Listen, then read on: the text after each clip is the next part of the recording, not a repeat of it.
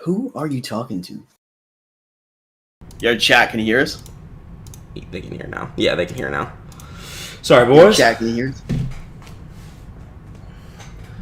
Someone just spit, I heard. Yeah, there we go. Noodles and Noodle Arms. Yeah. What's up, PJ? What's up, Charlie? What's up, Type 1 Weeb? What's up, Toshiro? Oh my god, is that Charlie? Oh my god! We got Nothing Peach, Charlie, Toshiro, Virtue, LeBron, Muslim Ninja, Dos, Nachos, Patrick, Peach, Void. Good to see you again. Good to see you guys. Yeah. Hopefully the stream does get hyped today as we review these amazing pieces of literature from these creative content creators. Yeah.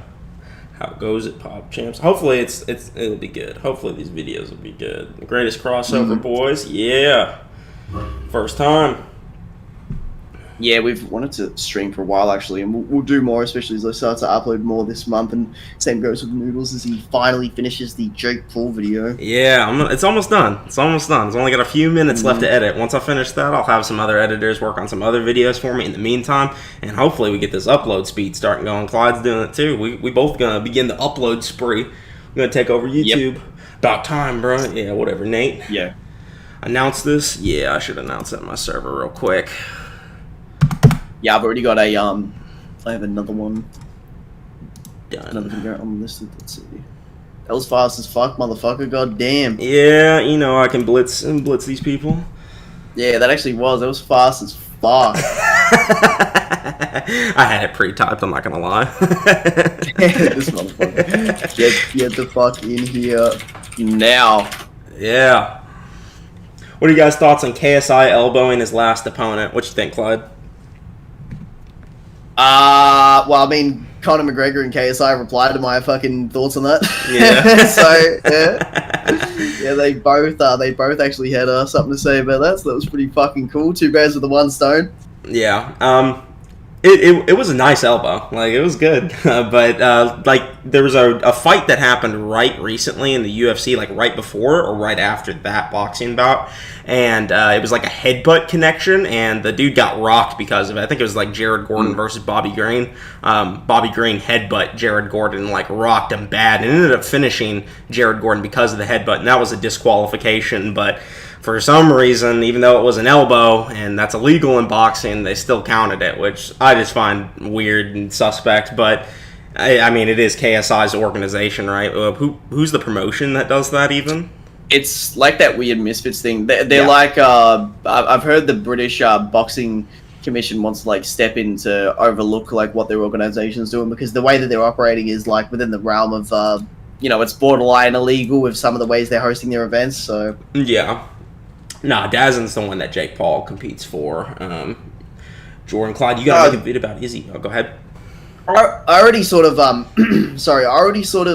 did talk about the boring element, and I sort of said how, like, it's just like he's so good in the division where, like, people think that, like, him being able to point fight to a decision is, like, an inherent negative, but it's like, all right, if you don't want him to do that, just go whoop his ass, and most of these guys can't do it, and, like, his performance against Alex was just fucking pretty much flawless, to be honest. I have a UFC video already on the way for this weekend, but the Adesanya one itself, like, I've sort of already given my thoughts on that, really, to be honest. And if anything, I would say negative stuff about him with how he handled the Dricus Duplessis situation and just the way he's been acting in general towards Alex. Like, the other day when they ran into each other at the airport, he was, like, still popping shots at Alex, like.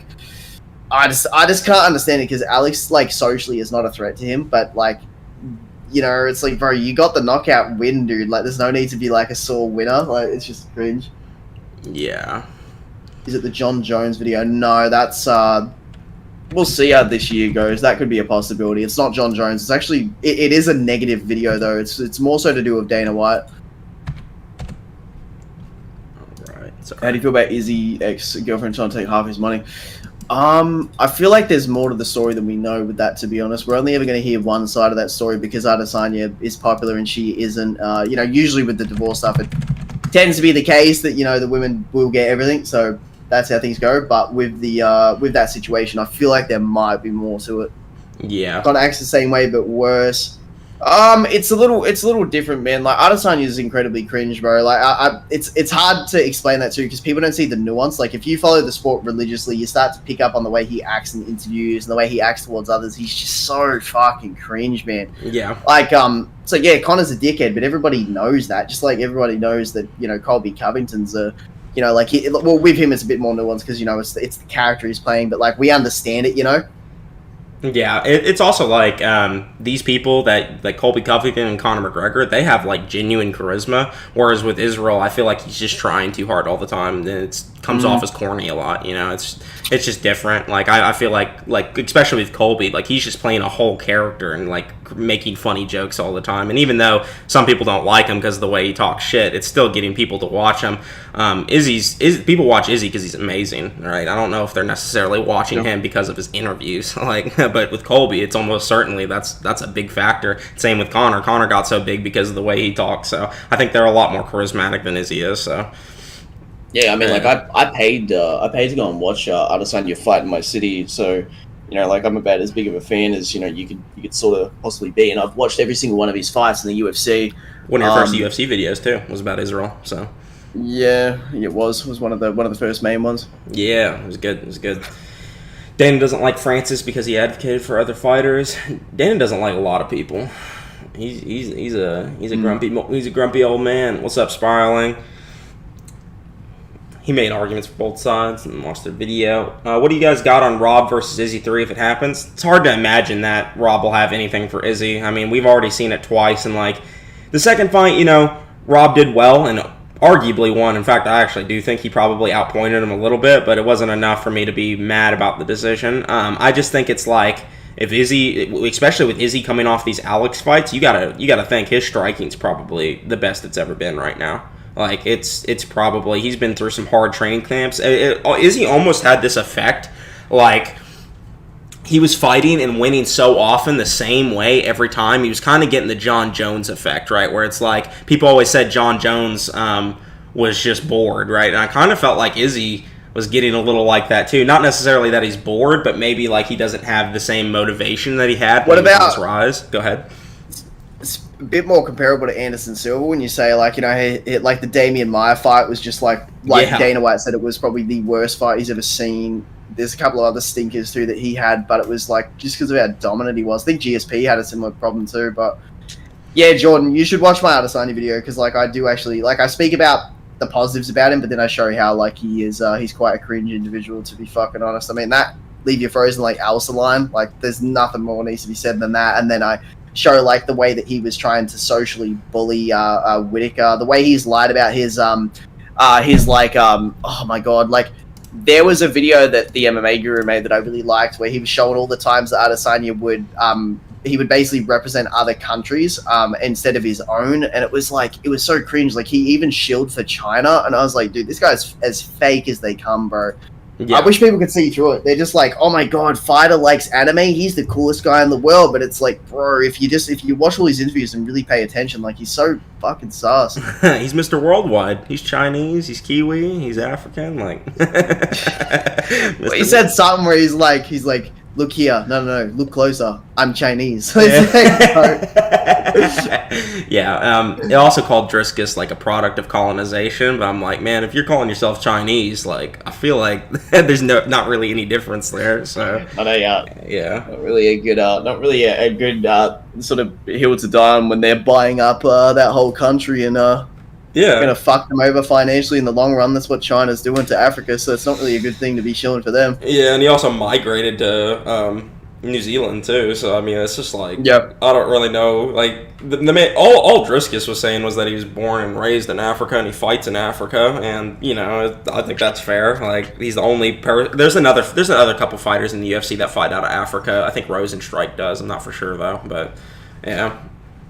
He should have Driga should have been smart. He should have knew that people would not interpret it the correct way and that they would just instantly jump to inferring something that wasn't there. Because it was just more. He was just more so making fun of Adesanya. He was like he was basically just saying like, you know, I'll actually bring the belts back. This guy will take them to New Zealand, and I'm like, all right, that's fair criticism, you know. Imagine if he just like retweet or like tweeted out like that clip of Israel just saying I'm Chinese or whatever, and just clowned on him for that. Like that probably would have just went over better. Like yeah, like that it would get so much traction. Yeah, it would. And it even did even recently. So I mean, like after the other African comments, Noodles, when is UFC power scaling tier list come out?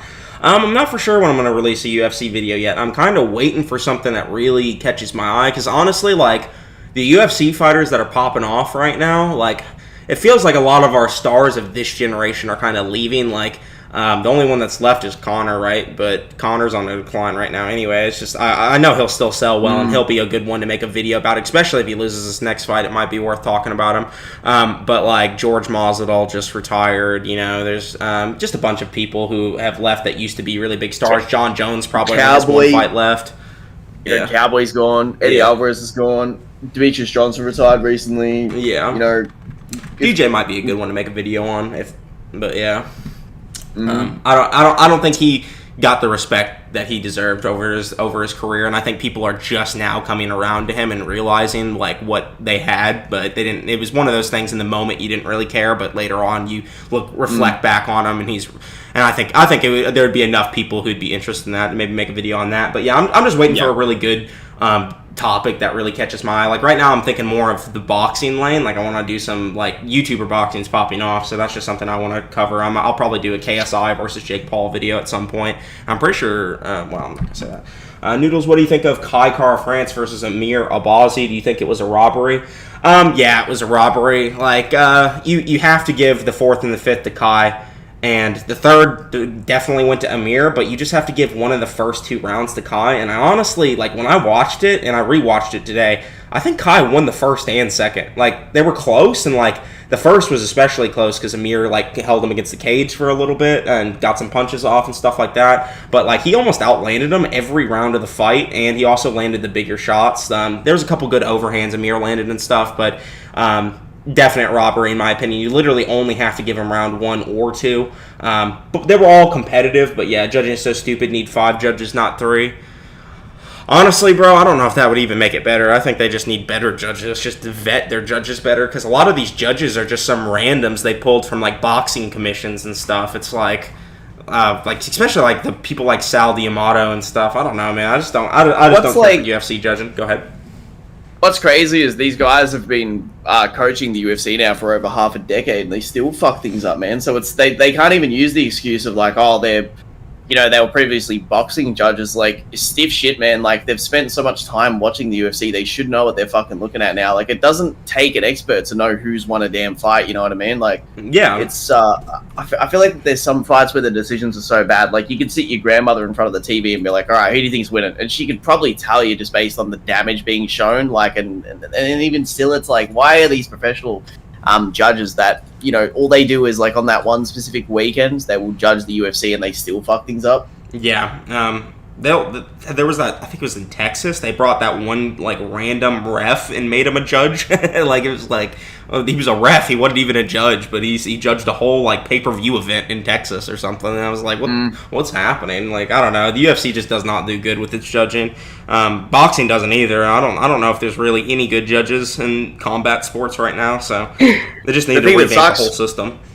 The thing that sucks, bro, is like it's out of their control, because to make the sport legitimate, they have to sort of be like, okay, we'll let you guys manage that. It's part of being an officiated sport. So the less control they have, the more official they are. So it's like they fucking can't really do anything about it. Like, you know, it's fucked.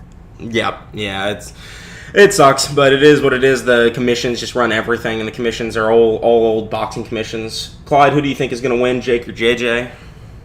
Oh, fucking Jake Paul would smash KSI, man. Like, no shit. He'd fuck him up really bad. Yeah, that's what I'm talking about. KSI is overhyped. I doubt he'd beat Jake Paul at all now. KSI literally holds his hands down. And I get he's fast and powerful and stuff like that, but like you look at people that have rushed in on Jake Paul, they have gotten slept like horribly. Like it's not a good idea to walk in there with your hands down. And obviously there's a chance KSI could catch him with something big, hurt him. I think KSI might even put up a pretty decent fight against him and surprise a lot of people, but I think Jake's probably got him. I think he's way more technical, and his pad work recently, I know they say fighters, you don't judge a fighter based on pad work, but he's looking crispy. So go ahead. KSI, his best performances against thus far, it's been bums. Jake is a far better boxer than his brother is. Jake did very well against, even though Anderson Silva was old, that motherfucker can still throw hands. Like he's still damn good. Like Jake did very well. He also did very well against Tommy Fury too. Like he almost gave Tommy his first ever loss. Along with that, you got to consider the fact that Jake's, I think, been training professionally for about 4 or 5 years, and he was able to go the distance with Tommy and almost knock him the fuck out too. Like there was a shot he landed with a counter, I think it was a counter left hook. It was his non-dominant hand, and it's like, he's not that fucking bad, man. He's big. Jake, hang on. Jake's chin is rock solid and getting dropped. Yeah, this is what I would say. So like, I'll let you read the donation thing after I finish this, but basically, like with KSI, like the hands down thing doesn't bother me because people can fight like that. That can be part of their style, and they can just like get used to using their head movement correctly. But the thing with KSI is he always resorts back to his bad habits. Like he always commits too hard to the overright hands. He throws winging silly punches with the openings. He's just like, he just has too many errors in the way that he fights, where I see Jake, who fights a lot more consistently over the course of 12 rounds and carries better power. Consistent improvement too. Rounds. Like competition-wise, like I don't think any of KSI's opponents hold a candle to Anderson Silva. Like I really don't. I think Anderson Silva is the best opponent either of them have fought, and Jake went 8 rounds with him and won the 8th. And like knocked him down in the 8th and stuff. So he carries power throughout the entire fight. KSI has only fought 6-round fights, and most of his fights have only lasted like 3 rounds, 2 rounds, 4 rounds at best. Like he doesn't go even the full 6 rounds. So I imagine that like if KSI doesn't knock him out early, which is a possibility, an unlikely one in my opinion, I think he's going to gas, and I think Jake Paul is going to piece him up and break him over time and might even KO him in the later rounds once he's tired. So that would be my prediction at least. I think Jake Paul would win. So. Yeah, it's cool. I was thinking about I think you were gonna say this before, but you didn't want to spoil it. But I was considering doing a sort of a how good is KSI video, just because it sort of needs to be explained properly because people. It's that whole thing of your favorite internet personality or your favorite entertainer is making you have this biased view of them. Because for example, I remember saying this to Smith ages ago. I was like, you could make a poll on YouTube or Facebook and be like, all right, who's winning, Floyd Mayweather or Eminem in a fight, in the street? And because Eminem is such a popular individual, people are going to vote for him. You know what I mean? There's such a bias towards that's crazy. But it's true. People do stuff like that all the time. So, and KSI is a lot more popular than Jake Paul right now on social media, so he's going to pop off. It's just is how it is, and because he's getting really flashy knockouts too against bums like Joe Fournier. No offense, that dude was old as the sun, so he's not good. You could see he was still a little crafty, but every punch he threw looked like he threw it through mud. Man, it was slow. His hands weren't sharp at all. It didn't look like he had very much pop. Imagine if Jake Paul lands one of his that lead left hook he kept landing on Tommy. He wobbled Tommy with that left hook a couple times earlier in the fight, and then dropped him with a jab at the end of the round, in the 8th round or whatever. Again, showing he has power late into the fight. And if he ever lands one of his, they both got a good overhand, and then Jake has a really good right hook, but If one of those hooks land from Jake on KSI's chin, I don't know if he's gonna be able to handle it. We'll have to see how fit he is, because fitness is a big part of being able to take shots. But I think I see Jake breaking him. A good video would be the best KO artist in MMA of all time. Would be a great video. I mean, it's hard to say that. It's just Francis, man. I don't know if you could even say anyone else. Maybe Rumble. I guess Rumble's a good choice, but still maybe Derek Lewis. Who would be, maybe if you have found someone from the lighter divisions who had scary KO power. Bro, you know who it is right now that's got the highest finish fucking percentage? It's Sergey Pavlovich, bro. He's Russian Francis. He just doesn't have the resume Francis has right now. Maybe he comes back later, but he's been knocking out everybody in the first round just like Francis did. So what's up, Noodles and Clyde? Take it easy. What's up, Taiku? Francis sorry Craven, if I Jon missed Jones in any, his prime? Yeah. Go ahead. Sorry, boys, if I've missed any comments, by the way, towards me. I am trying to read the chat and make sure I don't miss any. Someone asked before how I was doing, but I fucking missed it.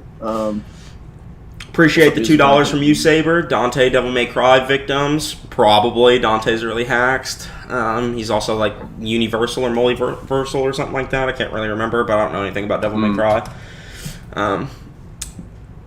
Fellas, feel free to donate to Noodles, and we'll answer whatever questions you want. $5 per, at least $5 per question, the bare minimum. We'll answer pretty much any question we can, within reason, unless it's something fucking ultra private or silly. Yeah. Also, drop a like on the video. Make sure to hit the sub button. We're gonna do some more streams in the future. Noodles and Fury Ramen when that OPM video happening. I gotta finish reading JJK first. I'm in the process of doing that right now, and then I'm gonna read Bleach to get caught up, so that way when the Naruto vs. Ichigo stuff happens, I'll be ready for that. And then probably OPM after that, because I definitely think that's going to come, like, especially when the new anime drops, that is going to break the internet again, just because I think it's going to be hype. And if they start doing that Cosmic Garo stuff, if they animate that, oh boy, which I don't know if they'll get to that yet, but read Chainsaw Man. I actually did read quite a bit. Go ahead.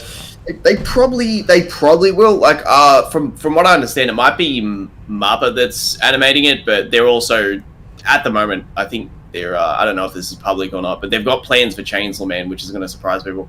And then, like, I don't know what the deal is with One Punch Man because they haven't like said anything yet, but it does seem like it'll be them. Happy to hear you're doing well, homie. Thank you very much, Grim Angel. I hope you're doing well, bro. Thank you for the nice words.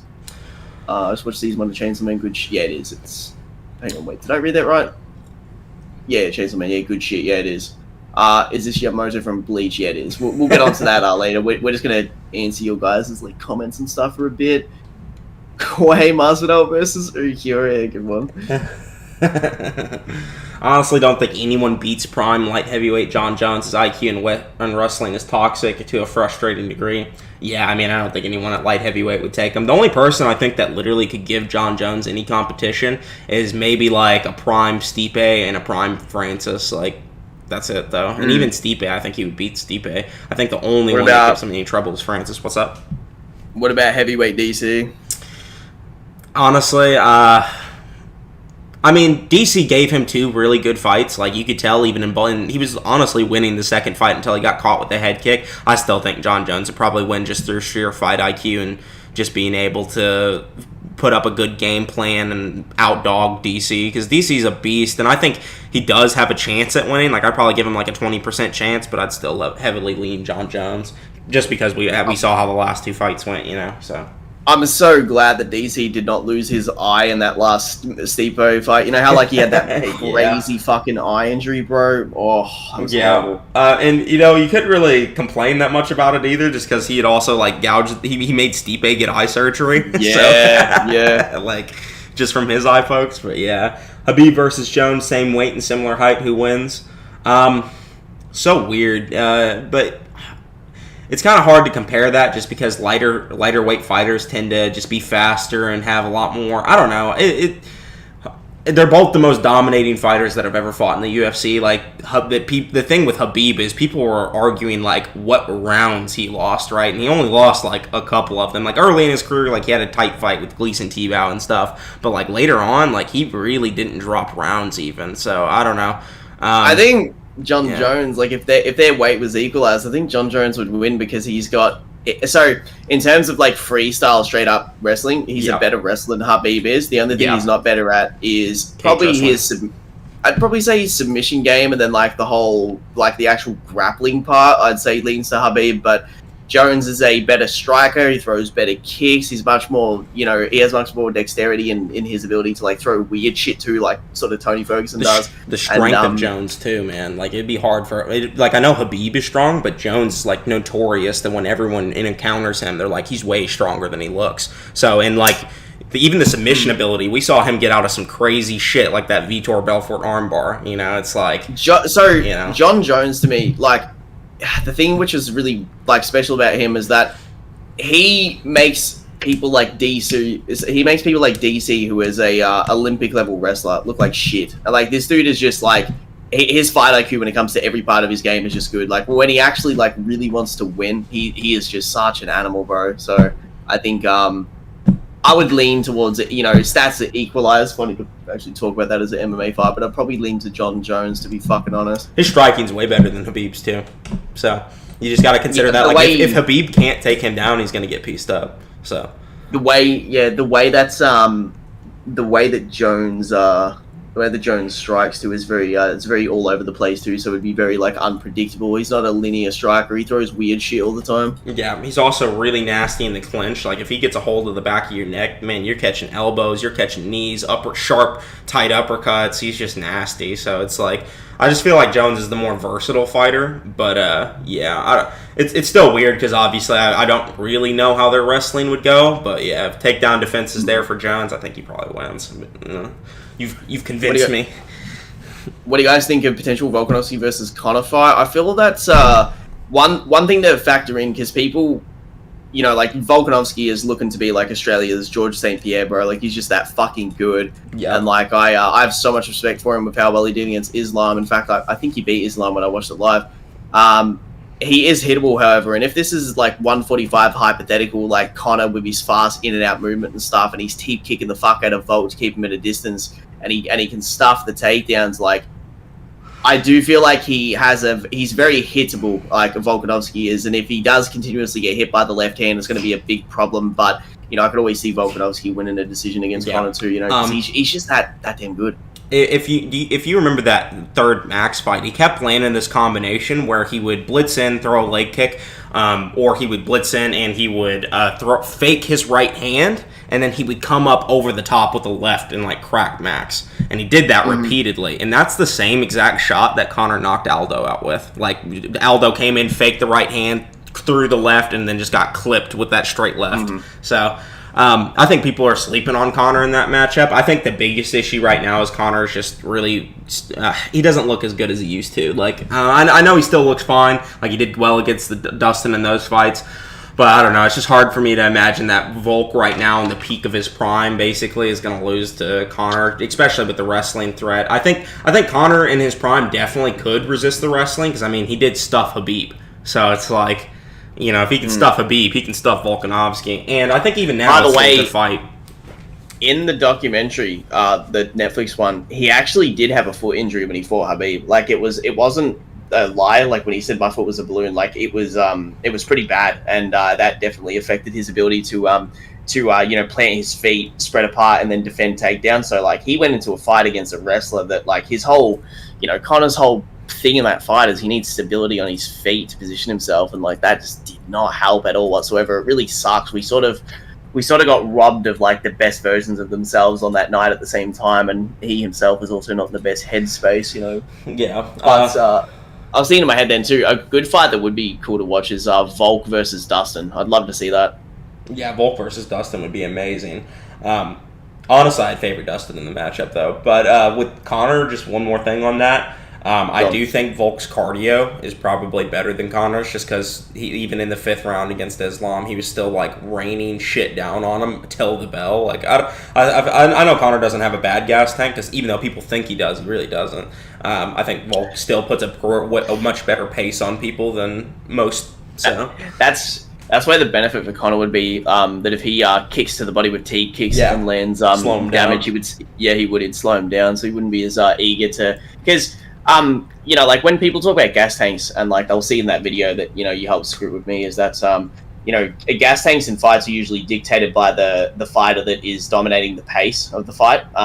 That's why, you know, like a Floyd can make someone like Canelo look like absolute dog shit and sloppy all over the place because he's missing every shot. You know, Floyd's like throwing when he wants to, like he's the one walking him down and stuff like that. Like that can be a very big factor. So like, you know, Conor against Eddie Alvarez didn't gas at all. Everyone's like, whoa, he looked really good. He looked untouchable. Conor against Nate Diaz though, with Nate Diaz just 24/7 in his face. Like, of course you're going to slow down if you're hitting a man with a size advantage and he's taking your best shots. You know, it's like, go hit the heavy bag over and over for 20 straight minutes as hard as you, like every shot as hard as you can, and don't stop for those like intervals of 5 minutes. Like you'll gas yourself out on the bag, let alone fighting a grown man coming at you. Yeah. I also think Volk's leg kicks could be a pretty decent weapon. They're not super hard leg kicks. They're not meant to be debilitating. They're just meant to like intercept and like throw off your timing, right? But they're still. He sneaks them in. Like he throws he sort of like throws them like with that whole hip turn Muay Thai type thing where he'll like throw like he'll step in, switch stance, throw a leg kick in while also like ducking down. But that's where he's susceptible to getting hit by hooks and uppercuts because like he leaves his chin up a fair bit too, and Islam dropped him or made him drop to a knee, if you remember. Yeah, I don't like seeing that because like it's like so Islam and Khabib, they have a style of striking that they're built into their game that works. Is it nice to look at? No, it's ugly as fuck, but it works. And but also at the same time, I don't like to see Volk getting hit by stuff like that because he should know like what they're gonna try and do. Yeah. Like for example, like Islam like threw like a punch which he used to feint so he could go down to one knee to then like grab him by the hips and get like a body lock, and it was just like, bro, they will throw fake punches just to fucking secure a position to hold on to you. Like they don't even care about it that much when it comes to the striking. Yeah, exactly. I'd probably favor Prime Conor. Current Conor, I'd probably favor Volk just because I think Volk is too good right now, but I'm not for sure either way. Well, especially with Conor, might have a big size advantage if like they truly do like that welterweight or middleweight thing that Conor's been talking about. But with the size advantage, I don't know. We'll have to see how Conor even looks in that kind of fight. But yeah, it really just depends on how Conor shows up to me. Do you guys watch Street Beefs or Karate Combat? I watch Street Beefs when I'm bullshitting around. I've seen a couple of them. I don't like to engage in combat sports stuff unless it's either like YouTube stuff, like YouTube influencers, or it's the real deal. Like the UFC and boxing I'll watch, but I don't usually tend to engage in a lot of the more goofier side stuff. Yeah. My brother, I walked into his house the other day and he was watching Street Beefs. But yeah, I have seen some crazy fights on there though. Like surprisingly, some fucking crazy fights where you're like, what the fuck? This random dude is like. Yeah. That Baby Hulk guy, he's on Street Beefs. He actually got signed to like the PFL or something. So I mean, that's crazy. I know. It's like, I mean, shit. That's where our boy Jorge Masvidal came from. He came from he came from like the old what was his name Kimbo Slice. Kimbo Slice days. So it's like sometimes some fellas they just got that thing where they just fucking great fighters. Yeah, Hamzat, but Usman could win. What are you talking about? Also, I heard that Hamzat versus Usman got leaked for October, so that'll be nuts. Yeah, by Aiden Ross of all people. It's like, what the fuck? Why does he know about that? Yeah, it's pretty weird. Masvidal started at the bottom, now he's at the bottom. Well, I mean, he's rich as fuck, so, like, I don't really know if that's the bottom, like, his dad went to jail, I guess, but yeah, he's fine. He just got old. George allegedly, Masvidal. Hamzat destroys Usman. Hamzat looking big right now, but I think people are sleeping on Usman. He took 2 L's to Leon, like, of all people. Like, we don't really know if he's declining yet. Let's give it another fight or two before we decide that. It's like when Conor lost to Khabib, people were like, oh yeah, he's declining. It's like, that's his first MMA loss in forever. Like, Yeah, the Usman stuff's really weird because he was dominating the first fight, and he was gonna win that. And then he, just ran him a head kick, boom, fight ends. So I'm like, all right, that's not the worst showing. It was really good that Leon was able to get that KO, but Usman didn't look bad. Second fight, okay, Usman's a bit unconfident, but guess what? He didn't get knocked out. He went to the scorecards and he fought an okay fight, I guess you could say, but it's like he didn't fucking. He looked timid. He looked hesitant because he was and he kept getting caught with the same kicks and stuff. There was one point in like the 3rd or 4th round where Leon was just landing everything on him. He like went into like Ultra Instinct and just started like kneeing him in the face, uppercutting him, hitting him with straights and shit. Like it's clear that Leon is a much better striker than Usman is, which a lot of people think Usman's like an amazing striker because he like knocked out Jorge, right? And knocked down Colby Covington, stuff like that. But honestly, Colby and Usman aren't really that technical, so him beating him is not that impressive. Him beating George is kind of impressive because George, is known for his iron chin. But looking back on it now, like this is like the end of career Jorge Masvidal, and it's like Also, he was kind of playing with Usman, doing like the Anderson Silva thing where he's dropping his hand, sticking his tongue out and shit. Like, he was kind of asking for it, you know? And also Usman threw his whole body into that, so... I remember, like, when we watched it live, like, Corey was like, yeah, Jorge's gonna get fucking caught here, and then boom, he got, like, flatlined, man. Like, that's... Yeah, he was showboating too much. It was just bad. Like, if he had fought a more serious fight, you know, it would have been like the last one where it would have maybe just gone to a decision, or it would have been because, like, bro, that knockout transformed, like, the view of the MMA community on Jorge, because when he did the whole, like, showing up on late notice with the first fight, short notice on the first fight, like, he gained a lot of respect because he went the distance and did very well, and then people made fun of Usman because of the foot stomps. Then they do the rematch, and then Jorge gets sparked, bro, like, really bad. Yeah. Yeah, Usman's a decent striker. He's pretty good. He's got some good things in his arsenal, like the jab and stuff, but he's really not that technical. And when you're fighting someone like Leon, who's literally probably the best striker in the division outside of maybe like Wonder Boy, where he's just super cerebral with everything he does, got perfect straights, perfect technique on his punches. The way he pieced up Nate Diaz was just actually dirty. Like, I know he got caught in the 5th round, but I mean, that's just because Diaz is a 5th round monster. he was fucking Nate up so bad. Like, he was, like, sweeping him. He was, like, stepping forward behind him and just pushing him over and just doing whatever he wanted with him until the last round. It was fifth round Nate is just built different. He's just always in there. Like, 5th round Nate is just coming in for your blood, you know.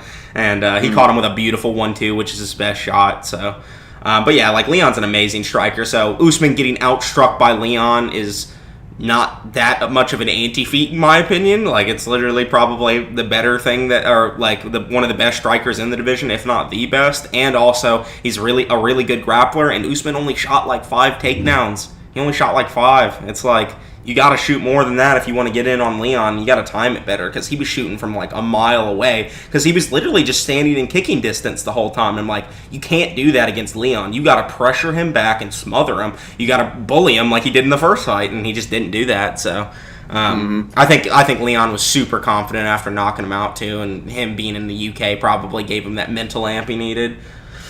Whitman is crying right now. Yeah, he's probably going to be crying after Dustin knocks out his boy, too. But, you know. Who do you think's the best boxer in the UFC, Clyde? I saw this post the other day. It had Gustafsson on it. It had Dustin Poirier, had Conor McGregor, and who was the last one? It had one more on it. Max Holloway. It had Max Holloway, Conor, Dustin, and Gustafsson. Who do you think's this boxer? It's got to be Dustin or Conor, to be honest. Yeah. Dustin's just like, bro, the shit he was doing against Chandler, like, was just crazy. Like, his boxing IQ, like, his actual defensive IQ against Max Holloway and against Chandler was just so crisp. And he did very well with his defense against Conor, too. It's a shame that it wasn't the best version of Conor. Fuck, man, just wish we seen a better version of Conor against Dustin. But, yeah, I'd lean towards him. I think... you know, Jan has good fundamentals, you know, Piotr Jan, but he starts too slow. Chito Vera starts too slow. Jan's boxing is actually really underrated. It's really good. It's just that because he's such a boxer, he's susceptible to takedowns and grappling and stuff and body shots. I think Prime Jorge's really damn fucking good too with his hands. He tends to throw the same combinations a little bit too much though. Like he's very readable, but like he has very good fight IQ. Like. I watched the recap of the fight with Usman, the first one, and just the stuff he was doing was so fucking smart, bro. The way he was tying him up and like leading, like he'd like press down on Usman's arms, throw like a fucking knee in there. He'd throw like a hook over the top or something. He'd step forward. He'd like guide one of his punches with his chin out the way. Like it was like, I don't know. He looked really damn laser focused in that fight, and he's shown some really fucking good boxing. I mean, like look at the way he cracked Darren Till, bro. Like that was just so damn good. But if gun to my head, if I had to choose, it'd be Conor or Dustin. Yeah, I think Conor for fighting Mayweather the way he did, maybe that Conor's probably the best boxer. But MMA boxing, and just because MMA boxing is obviously not going to be the same just because there's so many other threats, so being able to box in MMA is going to require a different skill set. But like his ability to like adapt the Philly shell to MMA and be like one of the best defensive boxers that exists right now, and probably the best boxer in the UFC currently. I think it's probably Dustin. Being able to knock out Gaethje, Chandler, and Conor, like who else has did that, man? Who else has that kind of resume? It's kind of nuts. Like, the only person that even comes close. And also, he was piecing up Charles on the feet horribly, like, made him look bad. Charles landed some good stuff from the clinch and some good shots here or there, but Dustin looked to be the bit more technical striker, so...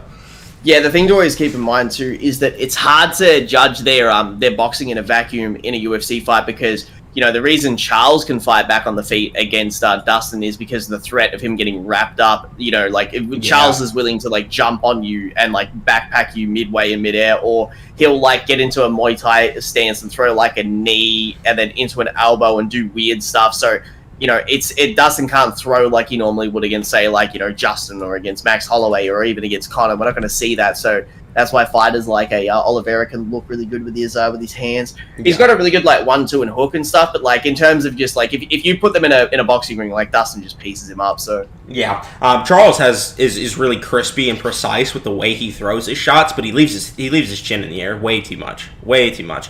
His hands are lower too to defend takedowns and also to grapple, and you know he's really good. And he also throws really nice elbows and knees and stuff, especially when he gets like that like reverse grip over the head and he'll knee you to the body. That shit is just nice. But yeah, Charles is more all around a better fighter than Dustin just because he's able to establish that massive grappling threat, and he's got big power on the feet, and he throws really nice. But like any individual skill, you know, like his wrestling is not necessarily the best in the division. His striking's not necessarily the best in the division. His BJJ probably is, but yeah, Charles just nasty threat. Oliveira copied KSI's high chin guard. Yeah. Dustin really Whitaker of 155. Whitaker got the belt. Dustin hasn't. So I don't know. It's a tougher division though. Yeah, no, I don't know if that's a good comparison. He's yeah, no. I guess like he's in a similar situation, but no, because he isn't just losing to the champ. He's losing to other fighters too. You know, Charles, and so on, and then like. Yeah. He's lost he's lost to quite a few people. He is a beast though. He's beaten most of the top. Funnily enough, Charles Oliveira might be the Whitaker of 155 because he might actually start beating everybody else in the division. You know, like he's beaten Justin, Dustin, and if he beats Beneil, then it's like, what the fuck does Charles do? Like, does he go for the belt again and lose to Islam again? Like, yeah, I literally think, and I know this might sound a little fanboyish, but I literally think Charles might have had an off night. Like, he did not look the best he's looked before. He looked, and I know that's probably because of the wrestling threat, like he probably was thinking about that, but the way he was being so wild, it wasn't like the Gaethje fight where he came out there just like a marauder, like throwing beautiful shots, not overextending or anything, but in like when he got dropped by Islam, it was because he threw a random flying knee. And it's like, why are you throwing this right now? Like, I understand you wanted to get the knockout in the first round, but it's like, he was overextending on everything. When he had Islam on the fence, like held up on the fence, he started throwing shots instead of worrying about controlling Islam. And because he started throwing knees and stuff, Islam swept him, like, and took him down. And it's like, you can't do that against Islam. You can't be trying to punch him while he's on the fence, try to control him while he's on the fence, and then back up and throw a couple shots, you know. That seemed, but it just didn't seem like he prepared right, or maybe he prepared right, but he didn't come in with the right approach to fight, you know. So I think he could give a good fight, but we just got to see it. The thing I'm worried about though is with committing to that position is that we've seen how bad, like how fast and how badly like Islam dominated him on the ground once he hit the floor. Oh, it was night and day. Like, you could tell Islam is a much, much, much better wrestler, which was what surprised me so much with Volk. I was literally thinking, like, Islam might just dominate Volk. Like, I literally thought that. And Volk, his training with Craig Jones must have paid off, man.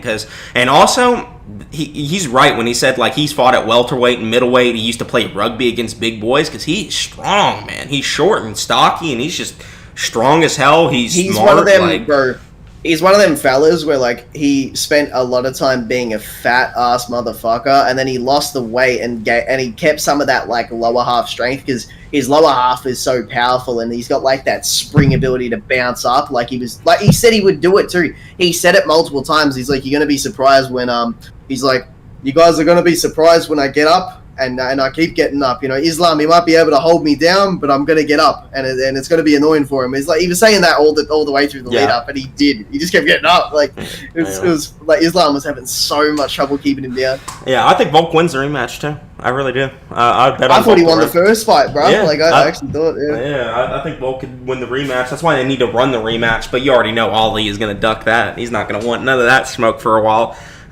If Beneil wins, he'll probably want to do Beneil versus what's his name, Islam. That way, Ali, because Ali's the manager for both of them, I think. So we probably give it to Beneil, but we'll see. Islam would have a lot of trouble with me. He ain't built like that. I'm sure you are, Charlie. Oh, all right, Clyde. Do you want to hop into this video and do this, or what you want to do? Let's see. We can keep talking if you want. Yeah, I'm down to keep fucking talking to the chat and chill. And we still got we're averaging pretty consistent viewers. We haven't even touched the video yet. Yeah, we already got let me check. Hold on. It's it's going up and down from 70 to 80. Nice. Volk had to have trained with Logan Paul for his wrestling to improve so much. Or higher wrestling, no joke. Nah, he was training with some guy called Craig Jones to actually come up with a game plan, and it did very well. Unless you mean recently, he was doing that, to even help more. Yeah. For those that don't know, Craig Jones is the number 2 Brazilian Jiu-Jitsu guy in the world. He's number 2. The only person he loses to is what's that one? Gordon Ryan. Yeah, him. But besides that, Craig Jones is the beast. He's amazing on the ground. Donate for some questions, Mo. Yeah. That heavy weather, bro. You gonna chill with that? Oh my gosh.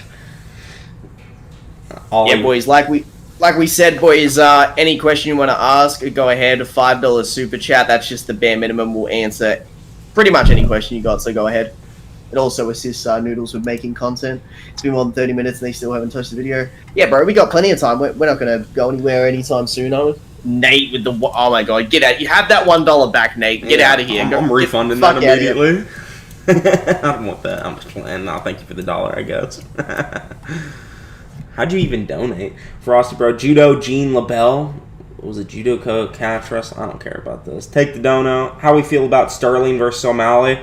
Hard to imagine O'Malley's going to take the grappling, in my opinion. I think unless Sterling, O'Malley has shown some decent takedown defense in the past, but I don't know if he's ever fought anyone like Sterling before. I think if he can defend the takedown, he'll probably sleep Aljo, literally. But it really just depends on that takedown, man. Because if he gets O'Malley's back, it might look like that sand-taking fight, man. He might just take his neck. I think people sleep on Aljo just because he's had a really bizarre title defense, and he's also, the most hated champion ever for some reason. Not for some reason. It's deserved. Just because he's not only cringe, but he also, the way he won the belt was, oh my gosh, it was so bad. But, yeah, I'd favor Aljo in that fight. What do you think about that one, Clyde? Yeah, I do too, because, hang on. Sorry, my headset fucked up. All Aljamain has to do is just commit to his usual game plan, which is just to backpack, sugar, and just commit to the jiu-jitsu and the wrestling and so on, and he should be fine. But I think Sean's going to surprise people with his ability to not get taken down, or at least held down. He'll show off some slick jiu-jitsu. He's stand up. Obviously, that's his bread and butter. I think he'll do pretty fucking well, to be honest. But yeah, it's if Aljamain fights the right fight, he wins it pretty decisively. But if not, then hey, Sean surprised us against Piotr Jan. I thought that Jan was gonna fuck him up. It was tight. He didn't. It was tight. Yeah. But yeah, I think this is the biggest competition. I think I know this is gonna be controversial, but the only person that comes close to being the GOAT of bantamweight is Dominic Cruz and maybe Cejudo. But I honestly think Aljo might be the GOAT of bantamweight right now. Well. He's going to be if he defends it a few times. If he defends it against Sean and then he defends it against a few others, and without a doubt. Before that, though, I would have said that Henry was the GOAT just because of who he beat and so on. But now that Aljamain has him under his record, it's hard, man. It's hard. So Aljamain just went, bro. He just went from being the most disliked champion to now being someone that is in contention to potentially be the GOAT of that division. Yeah. $5 from Joe Star. Andrew Tate Prime versus Jon Jones after a year of training. I've not trained eating like a pig. Andrew Tate has no grappling. This is not a competition. is that my boy Joe Star from the server? Yo, comment right now if it is. I want to see if that's you from the server. Jan won that fight. I also thought Jan won the fight, but it was close. I'm not mad that Sean won. I'll say that much. I think it was closer than people give Sean credit for. But yeah, I did think Jan won when I first watched it. Noodles, do you think middleweight is about to go through a resurgence with the new wave of grappling threats like Bo Nickel, Hamzat, Liskarov, Abus, and Shara Bullet? I don't even know who Shara Bullet is, but I'd say probably, but it really depends on if Hamzat even goes up to middleweight, because now they're talking about him fighting Usman, and Usman might fight at middleweight, but it'd be a bit weird. I'm just not for sure.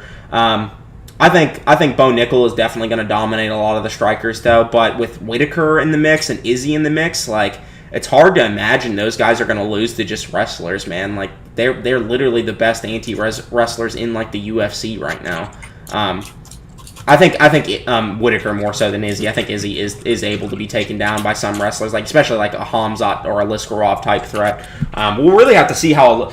They're jumping Liskarov fast as hell with this fucking Paulo Costa fight. So we'll have to see how Liskarov does. But if he takes down and like ragdolls Paulo Costa, we got a new threat. It's so weird because Paulo signed some like 1 million flat deal per fight now, and then like he was being difficult with the UFC, so they were just like, okay, you just signed your new deal, so we're gonna throw you to the wolves, bro. Yeah, we're gonna give you a Liskarov, which. He defended a couple of Yoel's takedowns, so maybe that says something, but, like, Yoel didn't even really wrestle like that in MMA, so I don't know. We'll have to see. I think Whitaker is literally going to clap most of them. Like, Hamzat versus Whitaker, honestly, kind of a nightmare matchup for Hamzat. Like, I could literally see Whitaker, like, stuffing his stuff, or stuffing all his takedowns and just shitting on him on the feet. Like, we'll have to see, though. Hamzat's still young and has a lot of room for improvement, so we'll have to see how his striking looks. I say Izzy defends the belt one more time and try for a super fight, call it a day. Yeah, I mean, maybe. There's a rumor going around that he's going to fight Jamal Hill for the belt. So, we'll have to see. Who's banning me? Beats everyone almost. Paulo complained about contracts versus Ngannou complaint is like that. Flirting versus harassment meme? Yeah, it is. It is 100%. Let me see. Also, by the way, sorry if I missed what... Did you ask me a question just before? I wasn't sure if you were talking to the chat then. I misheard. Oh, I didn't ask you anything. Robert I just wanted to be sure I didn't miss you. Yeah, you're good. Robert Whitaker beats almost everyone. Yeah, I mean, he literally has been doing that for how long now? Like, literally, it's like the DC situation, right? If Jon Jones doesn't exist, DC's the GOAT of light heavyweight. If Izzy didn't exist, Whitaker's the GOAT of middleweight. Like, it's just one of those situations. Like, he literally claps everybody, and he's just so good. Yeah, but I really wonder how they're going to do the title picture in a bit, because if Izzy's starting to move up and if Alex is moving up, like, there's some room for some other middleweights to come in there, especially with, like, a Liskarov and Hamzat. People are going to be surprised when Jean Blachowicz beats Alex. Yeah, let's go. I think Jan's going to beat him. I really do. I think the striking's going to be competitive, and I think they both could rock each other, but honestly... Jan got that sleeper power, and he got the wrestling threat. Alex is a one-dimensional fighter who stands very narrow, and he's going to struggle if that big boy gets on top of him, man. He's going to struggle big time, and also Jan's a better Brazilian Jiu-Jitsu artist. His only hope is that maybe Glover's really working him hard in that wrestling room, but... Polish power. Jan gonna finish Alex in the third round? Yeah, I'm betting on Jan. People are sleeping on him. Also, his striking's really good. His striking's amazing, man. He beat Izzy from range. Like, he's the like multiple-time Muay Thai Polish champion and shit. Like, he's really good. He was outstriking Alexander Gustafsson in their fight. Gustafsson had to wrestle Jan to win. Like literally had to wrestle him because Jan was piecing him up on the feet. So go back and watch that fight. I haven't seen that. Fighters don't tend to do very well when they get knocked flatline like the way that Alex went out, bro. That was like a really nasty KO and like completely out. Yeah. And if Izzy's knocking you out, if Polish power clips him at all, man, that's it. Like, but Alex got big power too. Like, obviously Jan is hittable and he can be caught. He got rocked by Izzy in their fight, for example. But yeah, I think I'd bet on Jan. Hey Noodles, Waffle Man here. What's up, Waffle Man? Polish Power. Shinra stumps Yamamoto, not gonna lie. Jan is a better striker than Izzy. I wouldn't say so. I think Jan was just a good matchup for Izzy. Michael Bisping versus Brock Lesnar, both in their prime. Shut up. That is nah, bro. Nah. You gotta drop this man Noodles $20 for that. That was disgusting. Yeah, that was horrible. Pereira needs to take some notes from Izzy and show up with I know. Pereira might be a god at 205 though. I don't think so. I think he's gonna get smushed by wrestlers. Like if he was like literally, if you go back and look at his debut in middleweight, that random Polish bum he fought, he was Polish too. Literally just was like holding him on the fence and won the first round from like taking him down and shit. It's like, well, look what happened to Izzy when he moved up to fight Jan, and Izzy has better takedown defense than Alex. So you can't learn wrestling that quickly. Like he literally just came over from kickboxing straight to MMA, fresh wrestler, hasn't learned wrestling his entire life, and what, he's going to compete with someone who's been doing it for a decade? Like, I don't think so. 205 Pereira is 185 Pereira, but with an easier cut, same guy. Yeah, I mean, I don't think he's really going to look any different, but he might be more chinny now that he just got KO'd again, flatlined. Yo, Noodles, Zabuza is a Kasame tier. We'll answer that after this. 6 pounds from Nimble. Love the content. Can't wait for more vids. But question for Clyde: will you do more videos if character X was part of a battle who wasn't for Bleach? Let me think. Let me just check my thumbnail list. Sort of, yeah. I've got like some ideas for stuff like that. Like I came up with one pretty recently about like one character versus like a heap at the same time that I was gonna do, but yeah, you'll have to wait and see. I already have like a topic that's going to be recorded tomorrow. Like there's about 3 or 4 videos actually in the works, and I'd like to get them all up by the end of maybe like the 20th of this month. Like get them all out in time. Yeah. By the way, thanks for donating to our Noodles. But yeah, I can't really say for certain, but there is going to be like a lot more content coming this month. He has an argument for being... Hold on, let me read this other question that I stopped reading. Hold on. Zabuza is Kasame tier. Definitely not. Kasame is stated to not be able to beat Kakasabi without taking severe damage. Zabuza and Kakashi... Are you talking about Kakashi? Yeah, he's talking with stated to not be able to beat Kakashi without taking severe damage. Zabuza and Kakashi were extremely close to each other, and Zabuza doesn't have the OP sword. Kakashi and Zabuza were not close to each other. Kakashi shit on him. You need to go reread those fights. Like, it was not close. Kakashi literally shit on him. First fight especially. The first encounter they have, he actually, like, made that man like, oh my god, you can see the future? Like, he had him pissing himself. Also, Zabuza, that Kasame statement where Itachi is telling Kasame that don't engage Kakashi head on, or you won't leave without taking damage, or whatever he said. You won't leave unharmed. That was part 1 Kasame, and there was a multi-year gap between that point and when he fought like Killer Bee during like right before the war arc and stuff. And his feats were way better in part 2, so there's a pretty obvious argument that he may have gotten stronger there. And also Itachi was trying to get Kasame to not kill them and like not use his abilities. Like if you go read, like I mentioned this all in my Jiraiya video. Like if you go watch like that old fight, like you can clearly see that Itachi was holding back. He states multiple times that he doesn't want Kasame to use his abilities. Kakashi wondered why Itachi didn't kill him inside the Tsukiyomi even though he could. He directly stated that Itachi wasn't using his full power. Kasame was pissed off when they ran away from Jiraiya, and he's like, why didn't we fight Jiraiya, Itachi? With your power, you could have did it. And then Itachi's like, nah, I've used too much chakra type thing. So it's like, it's pretty obvious that he's not trying to kill like any of the Leaf Jonin, because he doesn't want to hurt the Leaf Village at all. He's a double agent for them at this time period. Literally, what he wanted to do was just to remind Danzo that he was in the village, right? Like he was still alive. So he wanted to remind Danzo not to mess with Sasuke, because if he did, he was going to kill him. Basically, it was literally just a threat to Danzo. So yeah, I don't think Kasame is at all relative to Zabuza. Like, the first villain ever versus, like one of the bigger Akatsuki threats. No. $5 from Joe Star, Kakuzu versus Payne. Clyde actually thinks Payne's winning. Ignore that. My man Joe Star's fucking just trying to stir shit, bro. Yeah, Ignore that. yeah, okay. Yeah, you know what? Hey, Joe Star, you know what? Actually, hey, you know what? Alright, here. Yo, Joe Star, drop that fucking JoJo's donation that you said you would, and me and Noodles will discuss Fucking Payne versus Kakuzu. Yeah, we can. Kakuzu versus Payne. Hey, if you were writing a script about one faction going into another verse, how much info is it to be before it's just a bloat? Before it bloats? Just wondering your thoughts. I'm guessing you're meaning like, if you're writing like if the Akatsuki went into Bleach, how much information should you put in it before the video just becomes kind of too much, like it's kind of bogged down? That's a really weird question, man.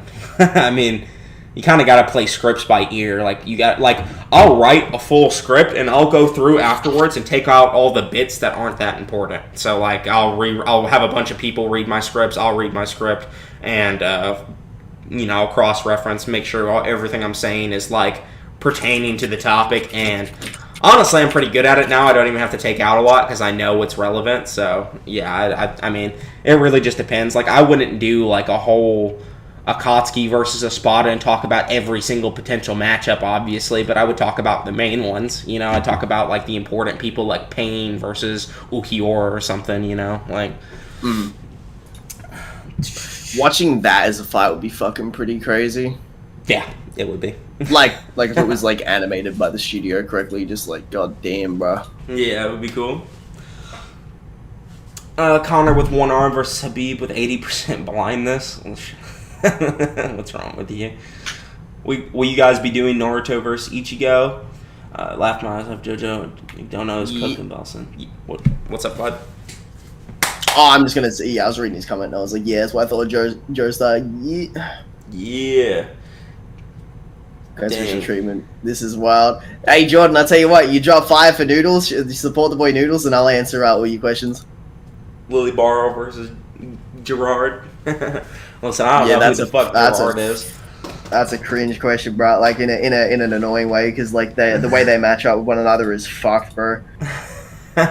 Some of them characters that Kubo makes at the end of the war arc are really fucking OP. Was Itachi blinded as an Edo? No. Like, no. For some reason, just being an Edo Tensei kind of reverts most of your physical illnesses, but in some cases, it's just inconsistent, because, like, for some reason, like, Nagato didn't have his legs, but then Hiruzen is, like, completely okay, and, like, can summon, like, do some crazy shit. Why didn't bro just get glasses? I don't know. Imagine that. He just needs LASIK surgery and then he's back to normal. Yeah. Could Itachi survive the LASIK surgery from Mr. Beast? Yep. Would Edo Tensei fix mental illness? No. No, not at all. Like, what's his name? Jugo, I think is his name. That crazy guy that like wanted to kill everybody. If he was an Edo, I think he'd still be crazy. Like, I mean, like Itachi still came back with the same, what's the word? Like clairvoyance, like the same sort of like.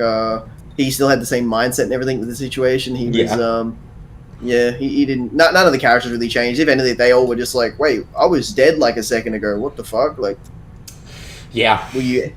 Will you ever make a video on Trushi? Yeah, I am. That's the next Ichigo video I do. It won't be on any other form of him. I have to tackle the war Ichigo, which is going to be a pain in the fucking ass to do, but it's going to be good once it's done. I've got to read a lot more of the earlier material too to do a whole section on the fate manipulation stuff, because that seems to be what his power is.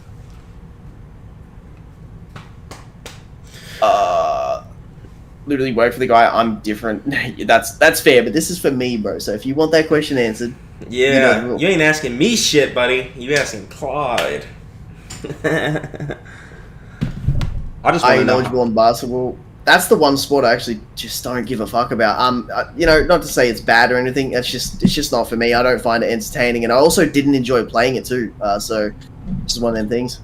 Yeah, I don't care about basketball either. How would a 15-year-old Itachi score in an SAT? I mean, he literally would ace it. True Shikai or Jugram?